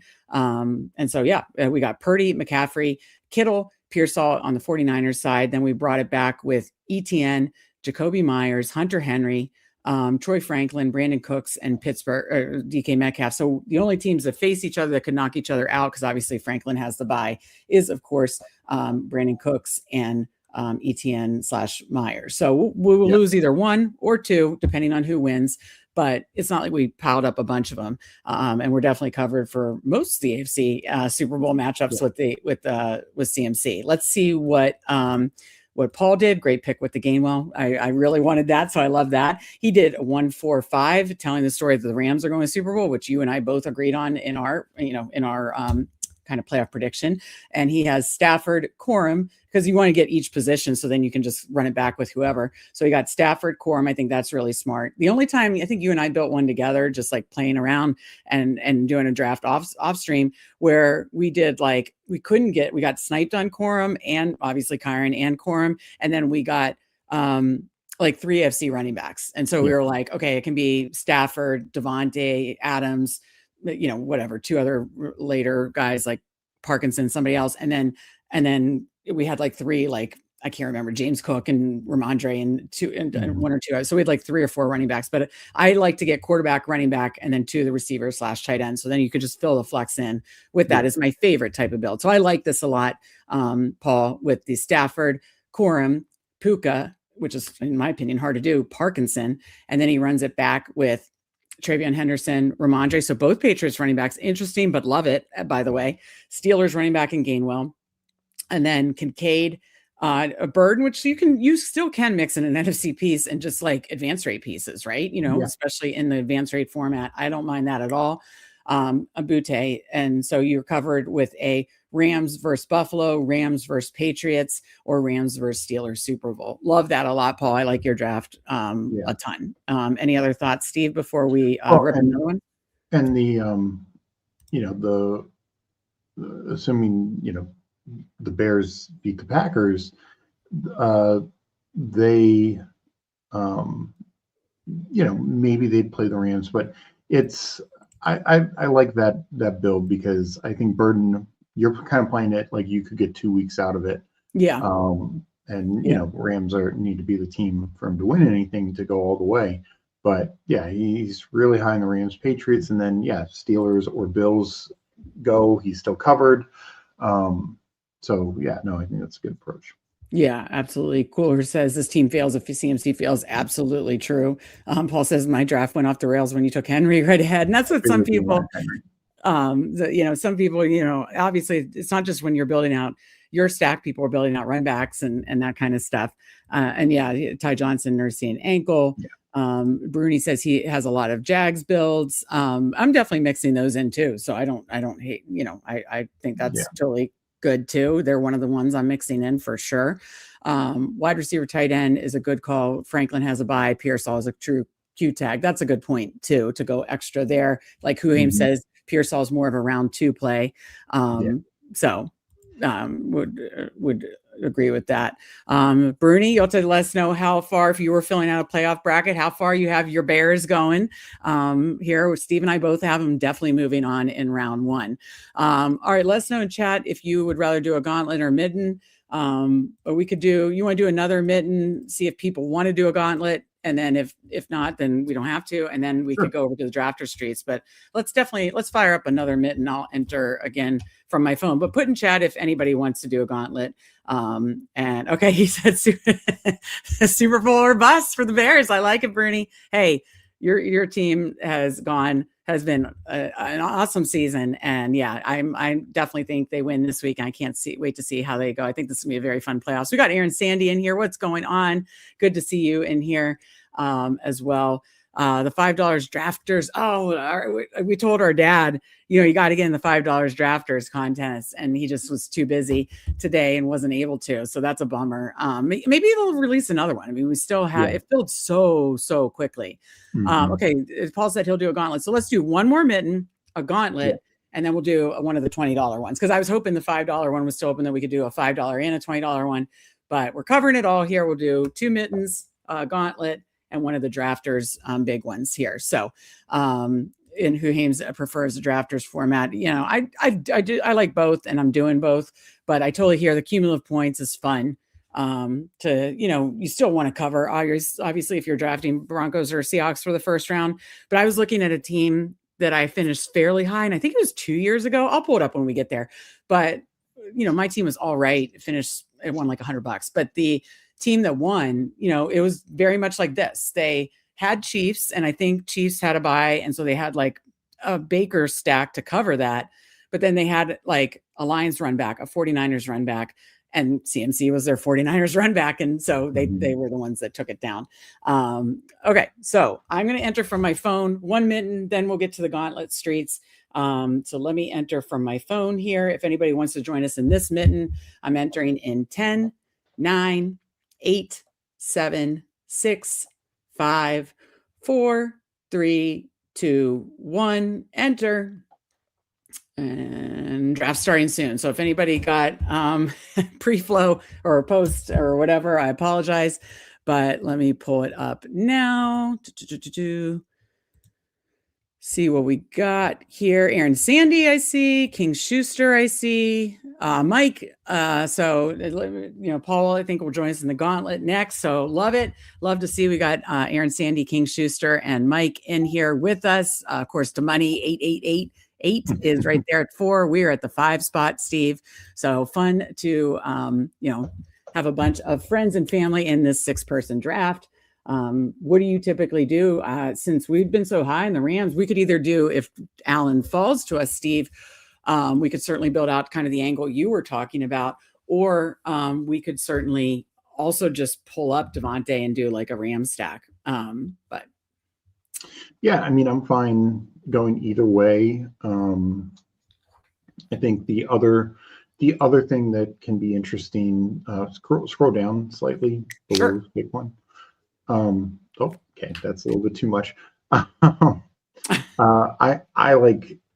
I've also done James Cook and Devontae. Oh, okay. You've done, I'm sorry, what? James Cook and Devontae. Oh, okay. So getting one for me. Problem is you're not going to get either of those quarterbacks though. No, that's true. And this is more, you then need another team to advance the Super Bowl. Okay, so Allen goes to Mike. So it goes Puka, CMC, Barkley, Allen, JSN falls. We both like the Seahawks. You want to just take JSN when you get JSN at 5? I think that's... And then this, breaks my brain a little bit more to, adjust for this in the advance rate, but we'll do it. We will do it. So what I'll say with the playoff, with this format, when you take a team like Seattle or Denver, I feel like you kind of need a max more 3 instead of 4 players from that team. Oh, okay. You can do it the other way, but and then try to have like 2 run backs. Yeah. But you certainly want one of the running backs. Like we need a second quarter. Like we know we have much easier, but we have to have a second quarterback. Okay, so Walker's ADP is 24. We'll be back up at 17, so we should be fine. And we could take Charbonnet. So who do you want to take from the do you want to take ETN again? Do you want to take let's take ETN. Okay, because I mean, as far as at the top here, it's like all NFC. That or Travion? No, I think ETN is the better play here. Okay. What did I do? Oops, I almost put Travion ahead. I'm so sorry. I did not do that intentionally, but I got it. Okay. So we start JSN, ETN, and then we'll think through like how we want to play the quarterback situation, from this course wild card week to move on. And again, the mitten is nice with the 2 of 6. That makes a little less pressure, but we still want to, get a quarterback that can help us move on. I wouldn't mind like a, Caleb stack later, though that would be, I guess I've done that before too. It's a little weird where if you only do like 3 Seahawks and like 3 Bears, because I think they wouldn't meet till the NFC Championship game, then you can do like 2 different AFC teams, 2 and 2. Did I do the math right? Yeah. I mean, it's a little technical. You can't have any just advanced rate pieces. It all has to all line like lock. And we've already taken so it would have to be another Jaguar. So we're up at 17 and 20. We definitely want one of the running backs. Do you want to take Walker here? Other AFC, I do like Diggs. So I will say that. We have Diggs, but I don't want to do Harvey as another, playoff team. Well, let's do Diggs. Okay. And we can kind of go New England and Jacksonville. Okay. That sounds good. So then we know as far as the AFC side, we're only taking New England, Jacksonville. Let's see if Walker falls to us here at 20. Now, one thing that we could do is if we get a shot at Trevor Lawrence, we could take Lawrence and then we wouldn't have to load up on Bears. You know what I mean? Like, we could approach it a little differently that way. All right. Well, I'm gonna just queue up just because my brain works. I'm the star method girl. I'm gonna queue up some New England and Jacksonville just in case, and then I'm gonna queue up Bears too. But so Jaguar. I mean, we only need one more of each, and I'll queue up Lawrence as well. There. So so we're starting ETN, Walker, JSN, Diggs, but obviously for wildcard week, we only have ETN and Diggs. So let me queue up some Bears while we have some time before we're back up. So I'll queue up all I mean, that's what's nice. I mean, honestly, Bears are a fun team to stack. The Bears are an easy team to stack. I mean, Bears and Steelers, you can get them later, and it's nice, So I'm going to take out Charbonnet because we don't have to do that. I'm going to move some of these. Let me get some guys up that are at least at the right price point. 40, 49. Just doing a little housekeeping here, a little organizing. Oh boy, is right. This could be good. You want to take Trevor Lawrence? I kind of like the whole Bears thing, but if you'd rather do Lawrence, I mean, I think I'd rather do Lawrence. I think he's got I think that Buffalo Jaguars game has big shootout potential. So he could be the absolute advancement quarterback you need. Okay, so what do we do at 32 then? Do you want to Darnold's 48, but I think he'll come back at 41. Parker Washington gone? No. So you want to just be done with the Jags here? Yeah. What did I just do? I brought up the wrong guy. No, Parker Washington just went. Okay, so do you want Brian Thomas Strange? No, that's later. Yeah. That sucks. Yeah, I guess just do Brian Thomas.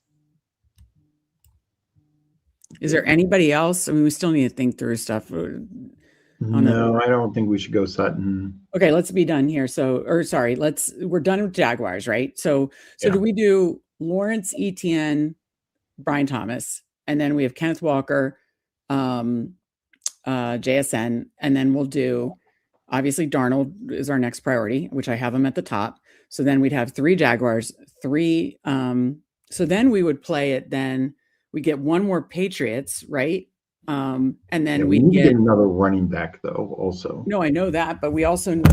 I just dropped. I just knocked over the microphone. This is why doing any of the wild card one does, like, it's so much easier when you're just like, yeah, all 49ers, all Bills, all Rams, whatever. Okay, let's take Darnold here just to have it done. We don't need any more Seahawks. These 4 Seahawks are sorry, we don't need any more Jaguars. These Seahawks are later. So we would do essentially. I don't think we want any more Seahawks. Yes, we. Oh, right. Yeah, you're right. Thank you. Okay, so Darnold here, and I can get rid of the other Seahawks.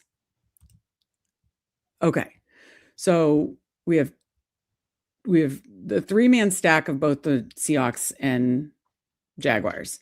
We have one Patriots run back. We want to get a second Patriots run back. Then we wouldn't we want to run back from the NFC a second, since we didn't do the Bears. We want to run back. Like 2 Bears would be the ideal. Okay, yeah, or 2 any NFC team, but yeah. Okay, so who do you want to do here at 44? The Bears are later. You could do Butte as the second one, unless you want to just do Butte to be done with New England. Yeah. Okay. All right. So let's look here. We're up again. Our last 2 picks are 53 and 56. So again, we did a 3-man Jags, a 3-man Seattle. So then we have a 2-man Patriots stack to run back with the Seattle stack, and then we want to have then it would be like a combo of 4 different playoff Super Bowl matchups, right? Yeah. So who do you want to do? That's the question coming up here at 53. I mean, I think if we could do the Bears, but that would be like Kyle Monangai. Here it's DJ Moore.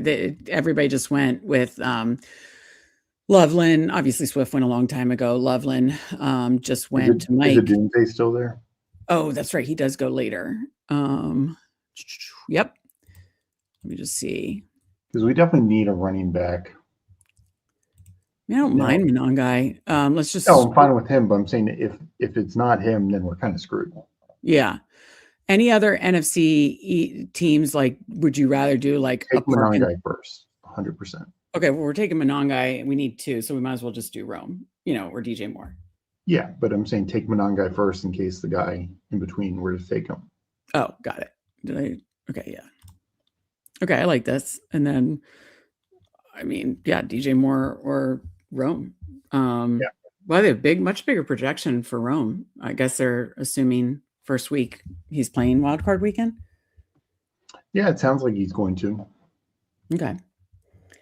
Yeah, I'm happy with it. I know at first we were going to do Bears like 3-3 and then 2 different AFC teams, but I think it worked doing 3-3 of Seattle and Jacksonville, and then 1 2-man run back with, on AFC, 1 2-man run back on NFC. So essentially it can be Jacksonville, Seattle, or Jacksonville Bears, and Seattle, Jacksonville, or Seattle, New England. New England. Yeah. Okay. DJ Moore, Rome. Let's take Rome. There's a little bit more risk here, especially with us having 3 guys on a bye, or two skill guys on a bye. But I do think Rome has the higher upside. All right, now let's talk it through, then look at everybody else's in chat. So we ended up 2-3-5, obviously, with the Seattle stack. You got to make sure you're covered wild card weekend. So 3 Jaguars, 3 Seattle, and then running it back with Bears and Patriots. So Lawrence, Darnold, Etienne, Walker, Kyle Monangai, JSN, Diggs, Brian Thomas, Butte, Rome. So wild card weekend will just be without Darnold, Walker, and JSN. I feel like it's strong enough, especially 2 advancing. I mean, it's just kind of Diggs, Brian Thomas. I mean, hopefully Rome does play. Maybe we should on DJ Moore in that case. What do you think? Yeah, no, I think it's fine. I think the toughest thing for this team is getting through the first round. If it gets the first round, I think it's really set. Rome's healthier. Get all your Seattle pieces, and particularly if Jacksonville wins as well. So I think it can be very strong, and there is, of course, a situation where Jacksonville and New England would play in the second round. If like Steelers were up to upset the Texans, so you do run that risk a little bit. Yeah. But that makes sense. Yeah, no, I didn't think about that. Like they actually probably will play in the second round, but that's fine. Then it's like that team goes forward, and that would have to be the team that then goes to the Super Bowl. So, in fact, they almost guarantee they will. Otherwise, we're screwed in the first round. But that's the only issue with it. Ideally, you do something where they'd have less of a chance, but I think it's fine. Catch up with chat, then we will get to the gauntlet. Paul said he was interested in that. We'll do 1 gauntlet, then head over to the Drafters streets. Cooler says Paul and I are holding it down in the overflow. Absolutely love it, Coolers. Hope you guys had a good draft over there. Bernie said just did a Bears and Broncos build like that. Obviously Bears covers the Broncos as well. We got Mr. Mufasa in here, GM fam, great to see you. And right, Bernie, I mean Rome killed me at the end of the year in marathon and best ball, but I mean, the way he started the year, if he can be healthy, he is free. You're absolutely right. Yeah. Kicks in here. Good to see you, Kicks. My brain hurts. It does. Anytime you have that bye week, the brain is definitely hurt. Great point by Coors. I mean, just one of the sharpest dudes. So excited that he's going to be joining Bruni and Andrew tonight. Be sure to watch them at 9:30 Eastern here in about 3 hours doing underdog drafts. He's been crushing the daily streets. By the way, thinks Tet is a great emergency advance piece who almost never gets drafted. I think that's a great point. Look at what he's points out the prop lines, right? He's lined at 55.5 receiving, 180 anytime touchdown. He absolutely, I'm not saying it's going to be some massive thing, but with your last pick in the draft, you're probably only using him this week, but I actually don't mind that. I haven't done it yet, but I don't mind that. And I think that's a great point. All right. Any other thoughts? Oh, no, I meant to look at, let me look at the other teams. So, no, that was Mitten 3. Oh, and I got to label these, Steve. Wait, have we done this Purdy 1, 2, 7? Okay, let me label these. Whew, I'm out of practice here. Look at this. I mean, Steve, if we win 50,000, you went in on it, right? Absolutely.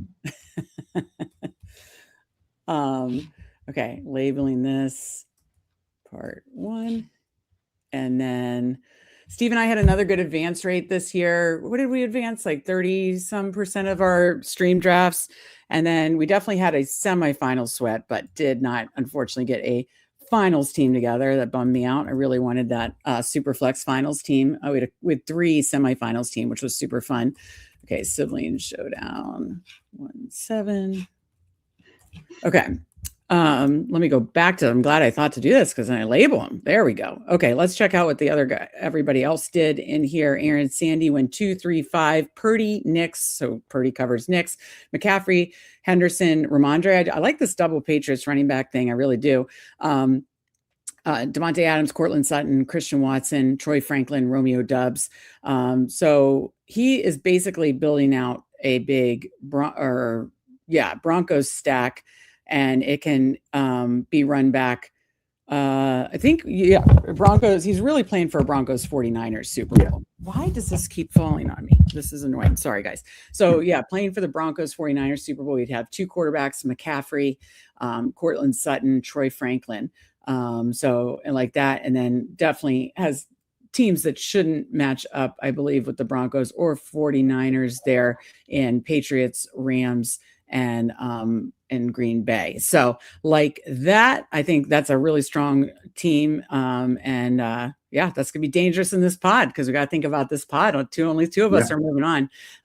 Got King Schuster in here, 2-3-5, Hurts, Herbert, Saquon, Amari and Hampton, Warren, AJ Brown, Goddard, Ladd, QJ, Keenan Allen. So he just stacked the hell out of both Philly, Chargers Super Bowl with essentially some advanced piece with Warren. And that's it. So he's leaned into the Philly Chargers Super Bowl in this one. And I think, I was going to say, I don't know why I thought about the Pittsburgh. I was like, PA Super Bowl. No, he's talking Chargers, Philly Super Bowl there. We got our guy, Mike, Dumb Money 8888136, Josh Allen, Kyron, DeAndre Swift, Woody Marks, Nico, Shakir, Kincaid, Colston Loveland, Colby Parkinson, and Brandon Cooks, as you mentioned earlier. So he's got the Buffalo stack, but he's going to need one of these 2 NFC teams too.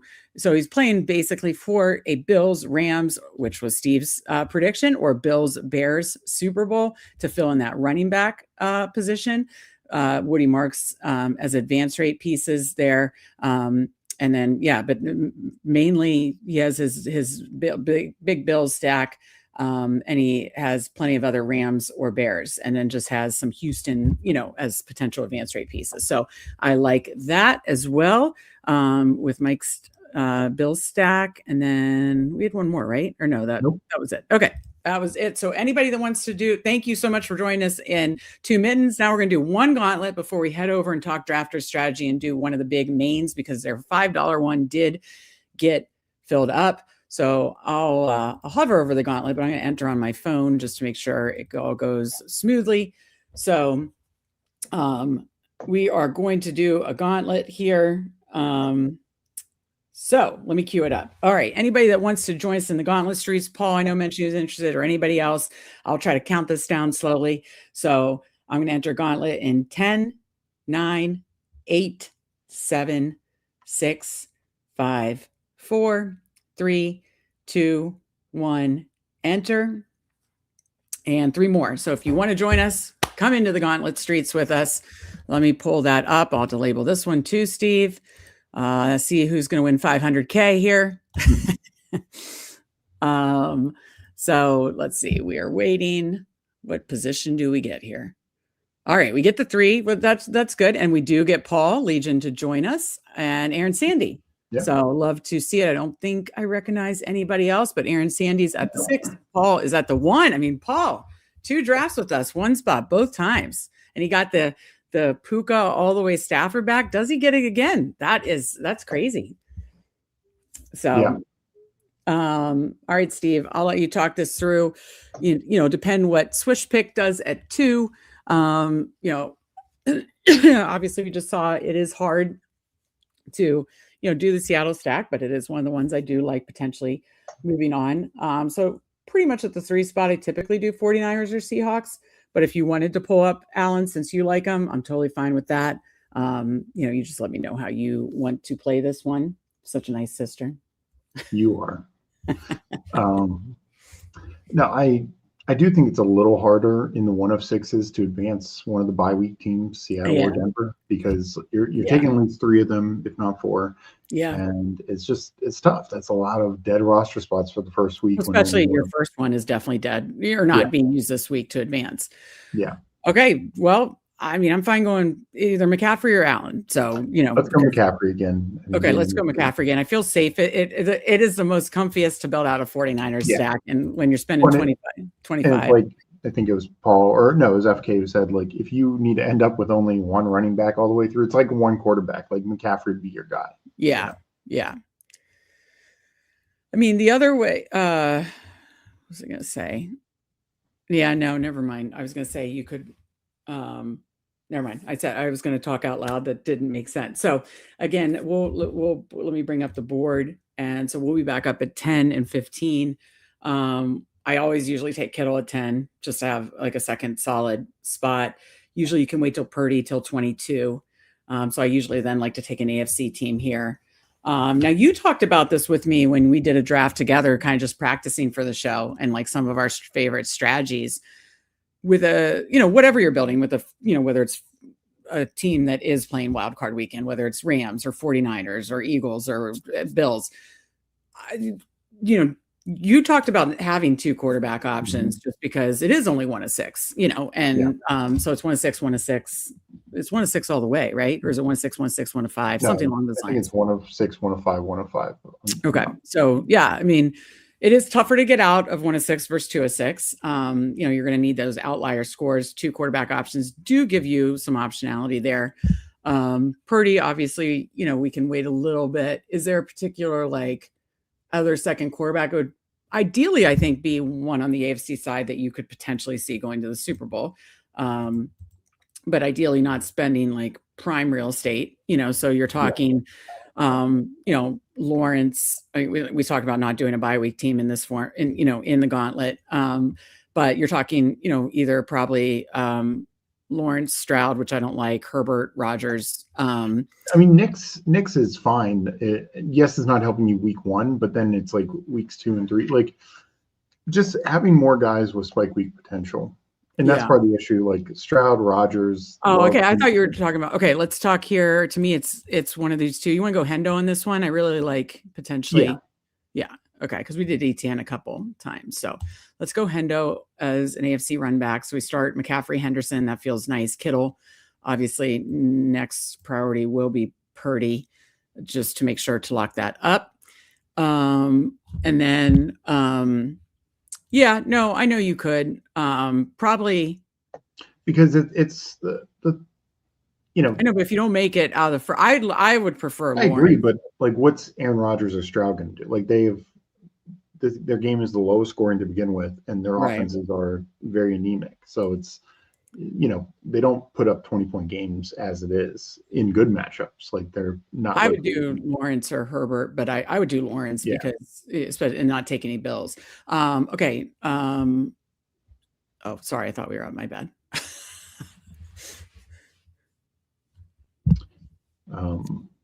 And then we can queue up other, after we make this pick, we can Ooh, Marco, son of a bitch.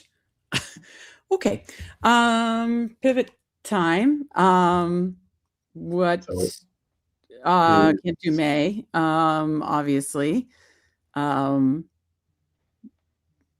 Let's do a Lawrence stack and do Jacoby Myers here. What do you think? Yeah. Okay, I have an idea. I'm gonna talk through this.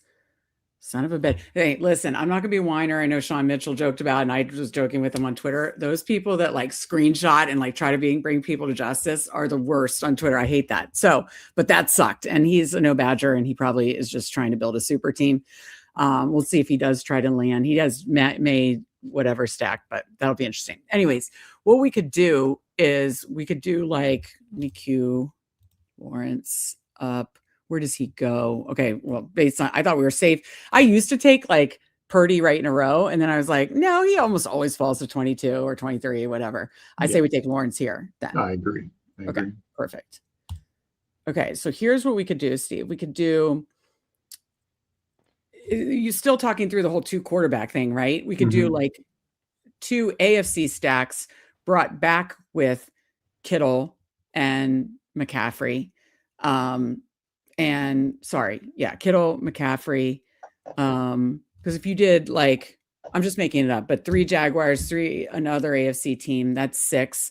Then you have Kittle, McCaffrey, that's 8. You then could do like a Bears or something like that, or you could even get like 2 late Rams or something like that, because Rams and 49ers wouldn't play until the NFC Championship game. Am I right? Right?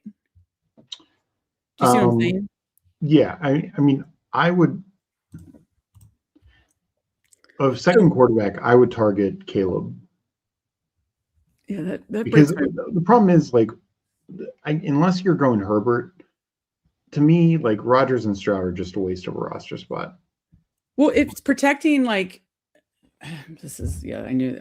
God damn that Michael fucking screwing us. Because, okay, so essentially then we'd be doing what we did last time, where we'd do like 2 49ers, 2 something else. Yeah. Okay, I got to talk it through. I need to like write it down. So I think what we do is we get one more Patriot. We get 3 Bears, including Caleb, a running back, and because the problem is we need a Bears running back. Why do we need to do Bears? I don't understand. Why can't we do like, okay, we're not agreeing here. Why don't we just get the third to talk this through? Can we just get Parker Washington right now to talk it through? Are you okay? Yeah. Okay. Oh, I see. Wait, I'm confused. So,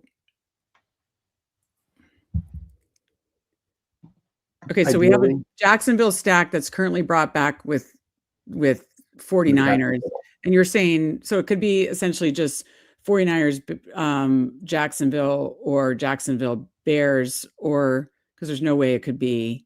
Yeah. So, but you get Caleb, Monangai, and a Bears receiver, and then you get a late Patriots receiving option, and then we're covered 4 teams. But we need Monangai. Yeah, that's true. Okay, Caleb, Monangai, and then wait, who else do we need then? A late Patriots receiver. Okay, so who are we taking here? Caleb? I think we take Caleb, because otherwise we could get boxed out. I mean, I don't care. We could take Monangai next and then you said late Patriots. Yeah. So then it would be, essentially 3 Jaguars, but not the running back. Mm-hmm. See, isn't that a problem that we don't have? Because it's Jaguars with 49ers or Bears. Oh, right. Okay. That's why we need Monangai. Jaguars with 49ers or Bears, and that's it. And then Bears with either Jaguars or Patriots. Bears, Jaguars, Patriots.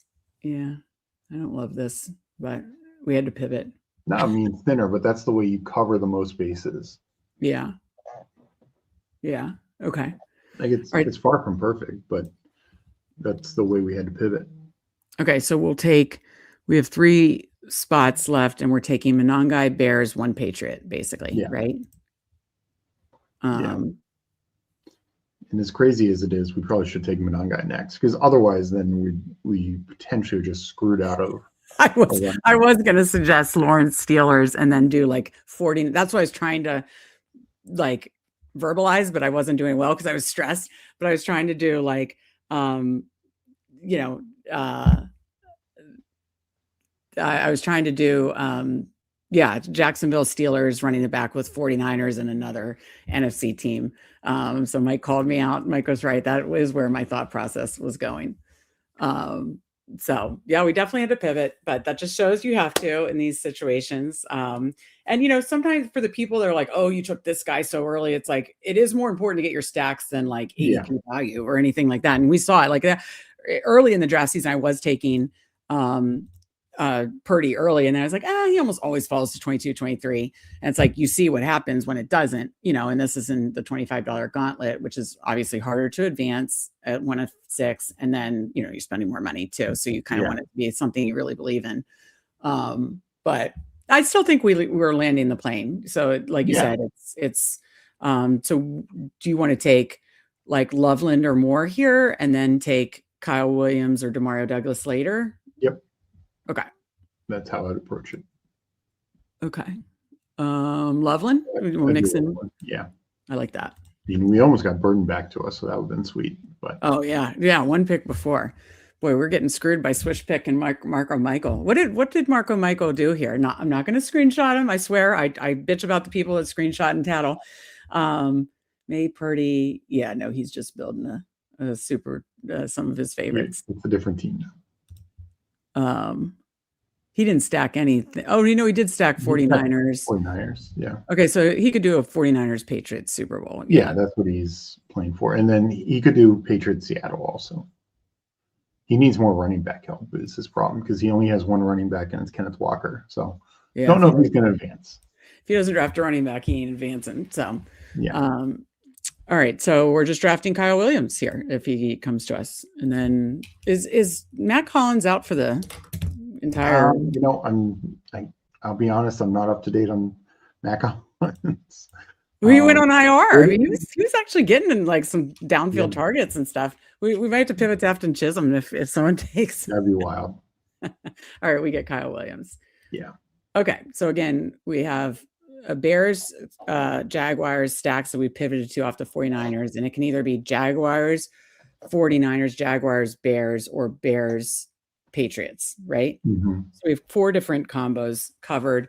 Probably not our most ideal, but it is covered. So I do like that. Yeah. So again, it's Lawrence, Caleb, McCaffrey, Travion, Monangai, Kittle, Jacoby Myers, Parker Washington, Colston Loveland, Kyle Williams. Hey, I mean, they weren't any of the teams that we didn't like. So, I don't mind that. Let's check out what everybody else did. Then I'll label it. Then we will head over to the Drafter Streets.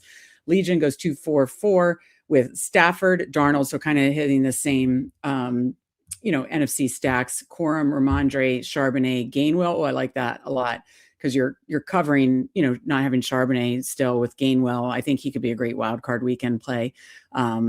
Since you had to get Corum, and I think you have 2 solid wild card weekend with Ramondre Gainwell. So I like that. Wow, he got a Stafford Puka 2 times, Steve. And Devontae and Higbee. Holy smokes. Yeah. I almost want Legion to advance out of this one because that is awesome.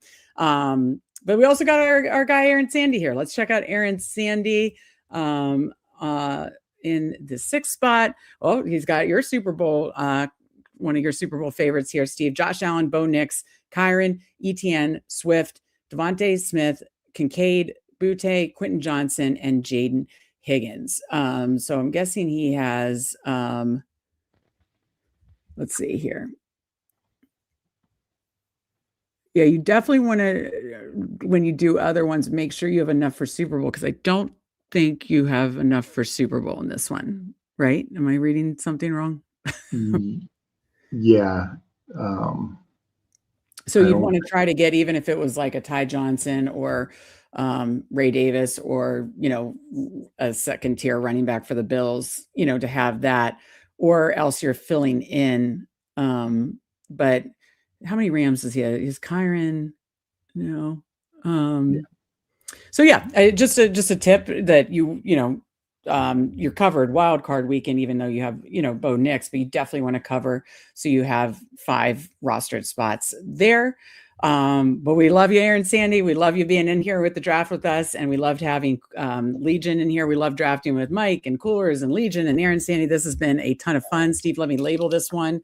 And then we refresh, and then we'll head over to the Drafters Streets. Let me see here.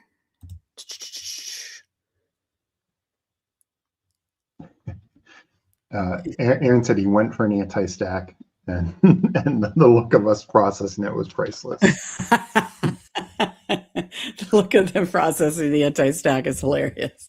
Do you see? I was trying to. what's going on? Yeah, I did have a confused look there. Okay, Gauntlet.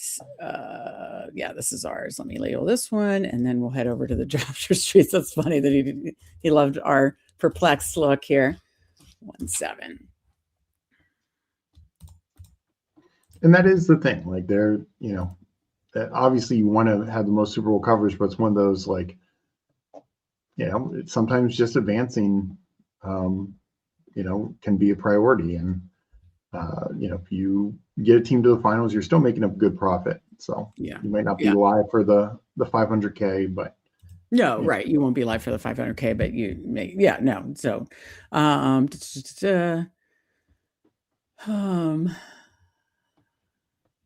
Mike says, let me catch up with chat real quick as I make sure that this saved. Okay, it did save the Sibling Showdown.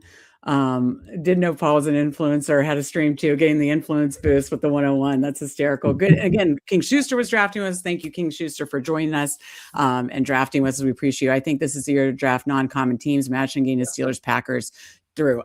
That's what I'm saying, Steve. I wanted to do that Steelers stack. I'm doing that, King Schuster. I'm with you. Yeah, Mike giving me a hard time winning my Steelers stack. Sean isn't here to hold accountable. F that no badger. He was King Schuster saying we could do a little Panthers stack. That's the one I'm not doing, but I do agree with Cooler's point that a last round Ted McMillan is totally fair. So that totally makes sense. King Schuster says, I think this is the year. Oh yeah, I covered that already. Yeah, I'm doing that a little bit, mainly with Steelers, and I guess the other ones are Steelers are my only really contrarian one. Because I think other people are doing like Bears and Jaguars and stuff that we have done too. But yeah, I haven't done any Packers stacks or Texans or anything like that. So, all right, let me bring over drafters, Steve, and we will do that. As I'm bringing it over, can you talk through the drafter strategy? Yeah, so drafters is a little bit different because it is cumulative points. So there's no worry about advancing. Like because you're taking more Seattle or say Denver, and you have a thinner week one, yes, you want as many points as possible, but you can make up for that on the back half. So I feel like I'm going to go ahead and interrupt you and enter. So if anybody wants to enter the 20, I'm the third one in. And so there are 3, it shows you there's 3 more spots. So go ahead, Steve. Yeah. And so the other, so like you were just mentioning, sometimes you need to take like dusty players late to cover, to make sure you have a full like Super Bowl team, a Ty Johnson, if you're doing the Bills or like whatever, like just a really bad player, like a Dawson Knox or, on the Patriots, the Kyle Williams, like we did. You still might take some of those guys. You don't have to force those as much because, you still obviously want to have a full Super Bowl team. Getting the most amount of points possible is good. So taking, like if you don't think, for instance, say the Packers are going to advance, but you think they could, put up a decent number week one, a Jaden Reed, who, if he goes off for 25 points, week one is actually more valuable than taking your Kyle Williams in the last round, because him getting 2 points in the Super Bowl, I'd rather have the 25 points from week one, if that makes sense. Yeah. The other difference is the roster construction. There is a tight end here. So that is a unique position here, as opposed to it being you got to go quarterback, running back, 2 receivers, tight end, and flex. So there's 12, as you can see, 12 rounds instead of 10, because you're filling 6 roster spots. And so if you're drafting a team, okay, so we get the 101. Mike's joking around with us. You want to go Puka here? Yeah. Okay, so we go Puka. I don't know that staff will come back, but that's when I begin, trying to stack up Rams. We may have to pivot to another quarterback stack, obviously. So yeah, I'm just gonna just queue up all the Rams here. But go ahead. Obviously, also drafters full point PPR versus half point PPR. Any other? So one thing is nice this year. I mean, you can tack on an Ingram or a Barner, but some years past where like Kittle had the bye, or Kelsey obviously had the bye multiple years, you needed a fill-in tight end for week one, and then you just count on that guy. You could just easily get by with one tight end in this format. And even if they get knocked out, like they don't make it to the Super Bowl, like they might have done enough, like Colson Loveland might have, 2-3 really good weeks. And even if he's not in the Super Bowl, you're more than covered. And this year in general, outside of Kittle, like the tight end position in the playoffs is not as strong. So you might be fine regardless. Yeah, let me read to you a playoff draft. I finished, top 400, $175. But let me look at this team really quick and read the team that won. So the team that won this year, so this was 23. The year is the year it was Chiefs, 49ers. I'll read it in a minute. Let's talk this through. So far, we'll see if Stafford holds. I would be surprised if this person went JSN Stafford and then Allen. Mike has Allen. So yeah, we are in with Mike. Rob, of course, here. I don't recognize the other names, but we will see here if we could land the plane with Stafford, and we do, thank God. So everybody else is later 80. So what did you want to do here, Steve? Did you want to do like a Travion Henderson or ETN as an AFC run back? What do you, or Nico or Diggs? I like that too. Let's do ETN. Running back, it's a little thinner. You do ETN over Henderson? Yeah. Okay. I'm surprised you like that since you like the Bills. I do, but I truly think whoever comes out of that game might be the favorite. Okay. Got it. Okay. That's fair. No, that makes sense. Okay. So other AFC teams, let's just lean into the teams that we like here, both from, let's see. Or, I mean, I guess we can just look at all, toggling through as opposed to queuing up. I've queued up the Rams, but I just want to make sure we don't accidentally take a Ram much, much, much earlier than ADP.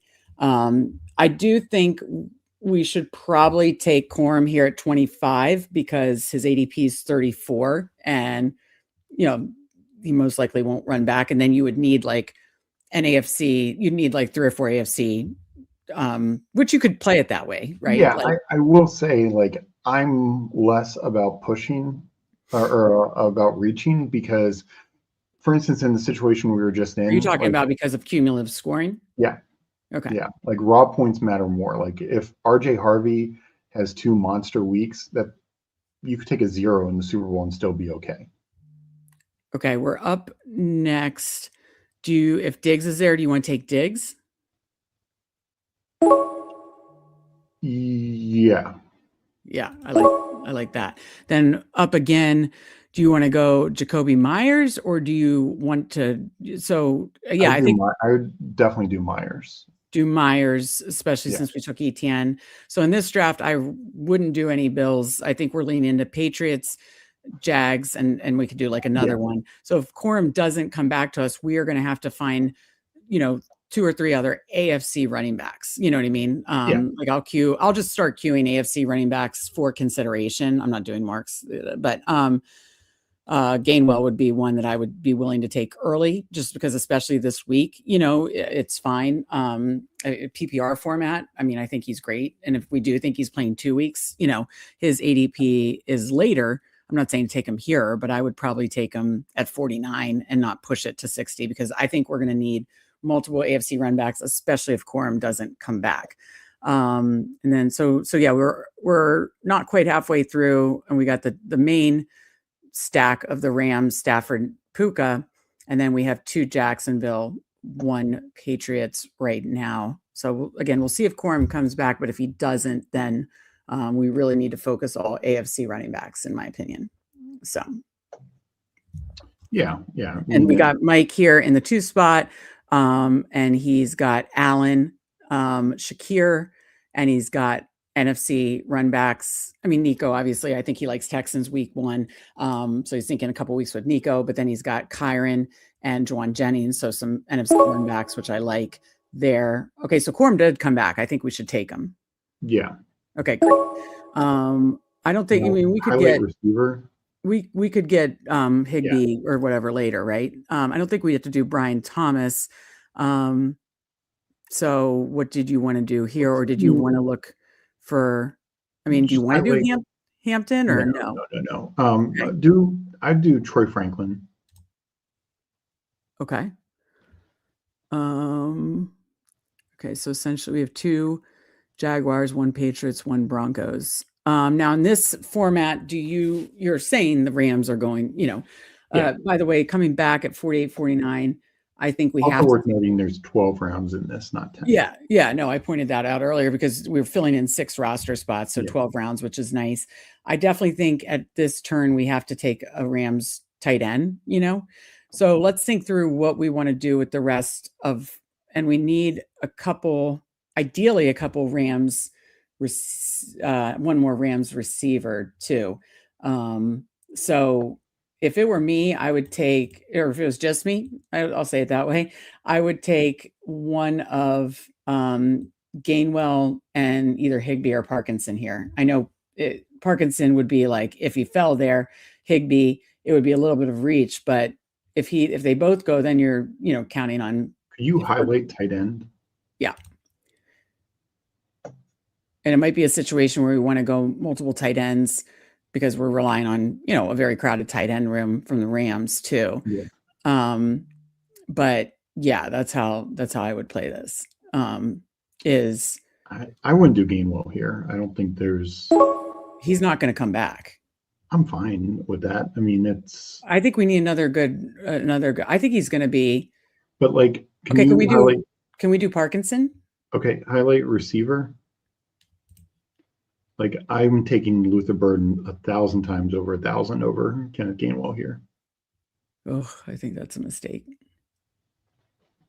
I mean, we only have 1, 2, 3, 4 more picks. Yeah. And we still need to get, oh my God, we still need to get 1 more Rams receiver. Well, technically it could be another tight end. Okay. No, you'd need, okay. I want Gainwell. You really want Burden? Yeah. I don't like it.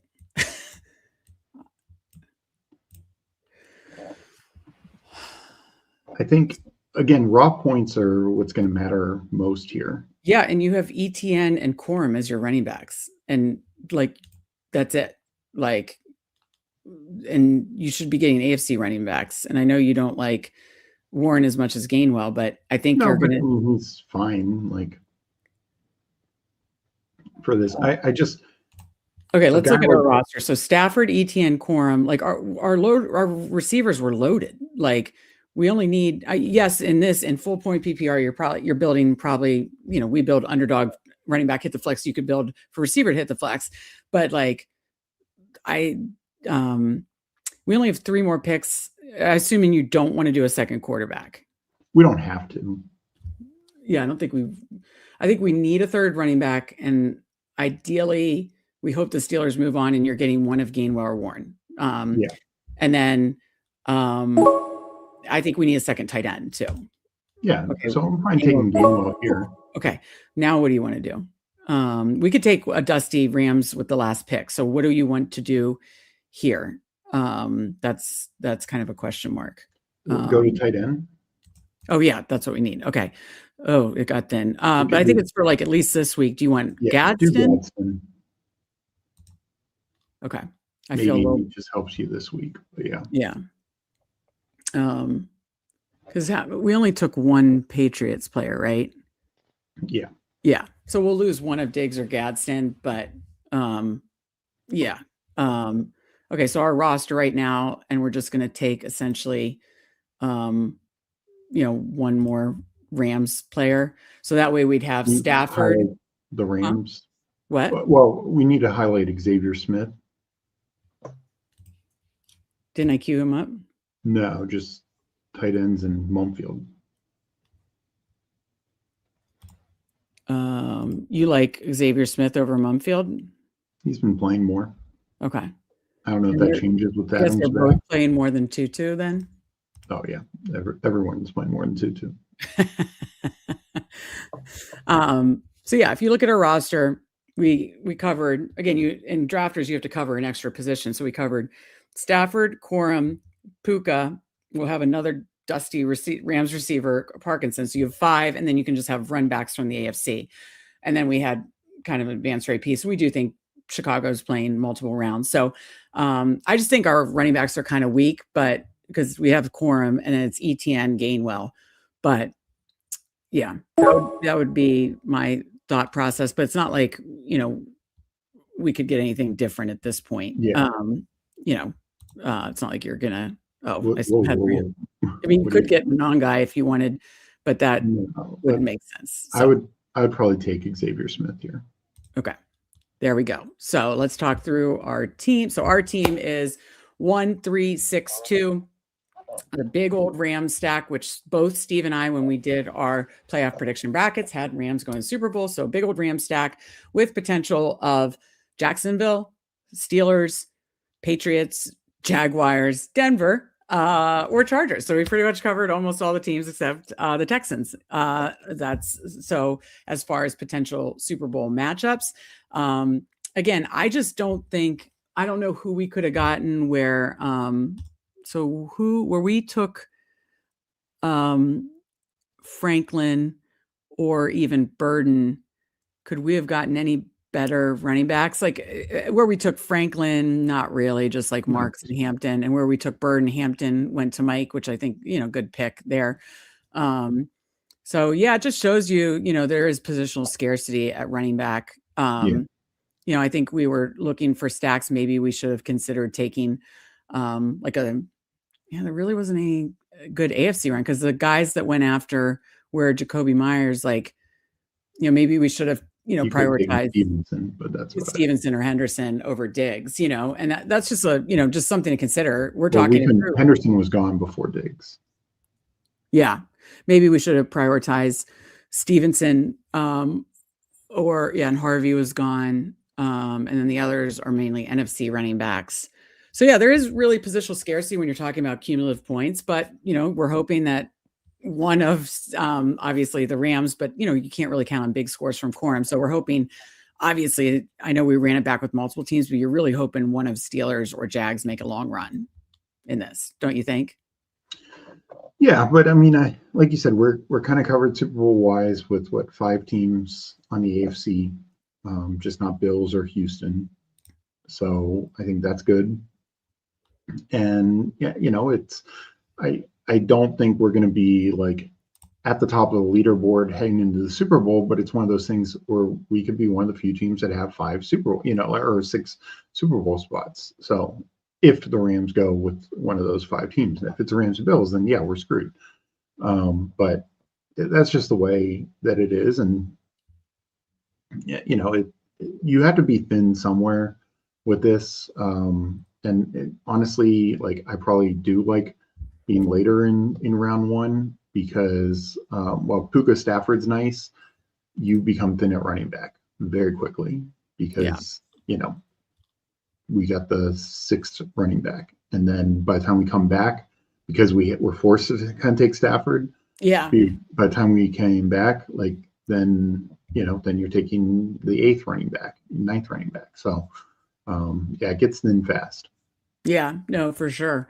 And I've done some maze stacks, any one where you're taking, any of these top quarterbacks, like you said, Allen, Stafford, in this case, Hurts, May. It's tough. That's why Purdy stacks are easier. This one pulled off from the 6th spot with CMC, Kittle, Purdy, and got Purdy in round 6. So that's what's awesome is then he got McCaffrey, Henderson. So that's nice. Let's check out Mike's team. So Josh Allen, Kyron Williams, Nico Collins, Khalil Shakir, Juwan Jennings, Kincaid got the tight end spot with Allen, Ricky Pearsall, Woody Marks, Hampton, Jaden Higgins, Ray Davis got the running back spot, and Higbee. So he did exactly what we did, but with the Bills. So he did, Josh Allen, Ray Davis at the running back spot, Shakir at the receiver, and Kincaid, and then he's filling in with some like Nico Collins and Woody Marks,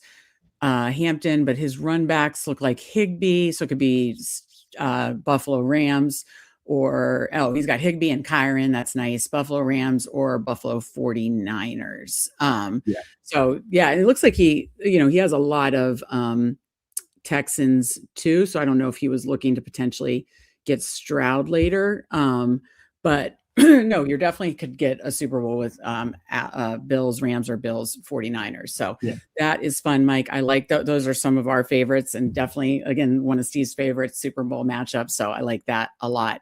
But yeah, no matter what you do, whether it's cumulative scoring or or the obviously the underdog scoring advance rate and everything like that. Yeah, it's definitely there's a lot to think through, but it's such a fun, nuanced game, playoff best ball. This was a lot of fun. So yeah, we did 2 hours of playoff best ball talks, brackets, drafts on Underdog, drafts on Drafters. Mike says I got 2 more to do on Drafters if Steve wants to do more later this week. Maybe we could throw one in on Drafters on either your account or mine on either our Thursday or Friday show, Steve. Yeah. Okay. Yeah, I like it. Well, this was fun.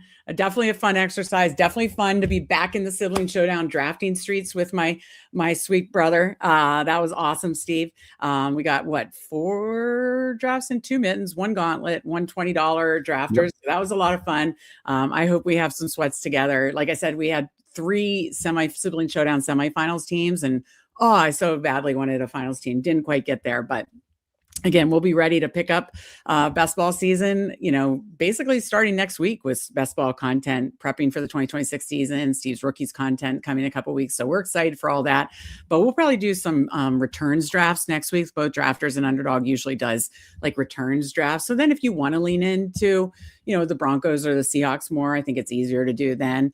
Or if it just goes horribly wrong this week and everybody that we were high on goes out this week, we can get back in the streets. But yeah, final thoughts for the people, Steve. Yeah, no, good luck to everyone doing whether it's playoff drafts, dailies, etc. Will be dailies tonight. Andrew and Justin with FK as a guest, and then these next couple of days we're going to be grinding away. Yeah, we definitely have a lot of content coming your way, covering everything. I was trying to see how many likes we got. Oh, no, we didn't get 25. We don't get the Meg. We're going to have to get that for another show. We don't get the Meg and Steve youngster pictures. Of me and my Olivia Newton-John outfit. That'll have to be for another day, folks. But no, Steve, this was fun. Check out the show tonight, 9:30. We'll be back Thursday. We'll be back Friday. We're going to cover you every way possible for Wild Card Weekend. Obviously, playoff best ball, DFS, Underdog Dailies, NFL bets. We're covering you every way, just like the song says. So be sure to stay tuned and hit that like button on your way out. Leave a comment of on the stream of who your favorite playoff Super Bowl matchup is. I'm going with the olds. I want Rams Steelers. Steve's going with Allen. Finally brings home the Super Bowl to the Bills fans over Stafford and the Rams. So put your favorite Super Bowl matchup or your prediction of the Super Bowl matchup in the comments after the show. But we certainly appreciate you. Be back tonight, 9:30. For Steve, I'm Meg, and we will see you next time. Fanspeak, where the plan runs deep. The team grind hard, don't eat, don't sleep. From best ball dreams to DFS streaks, they help you print money every single week.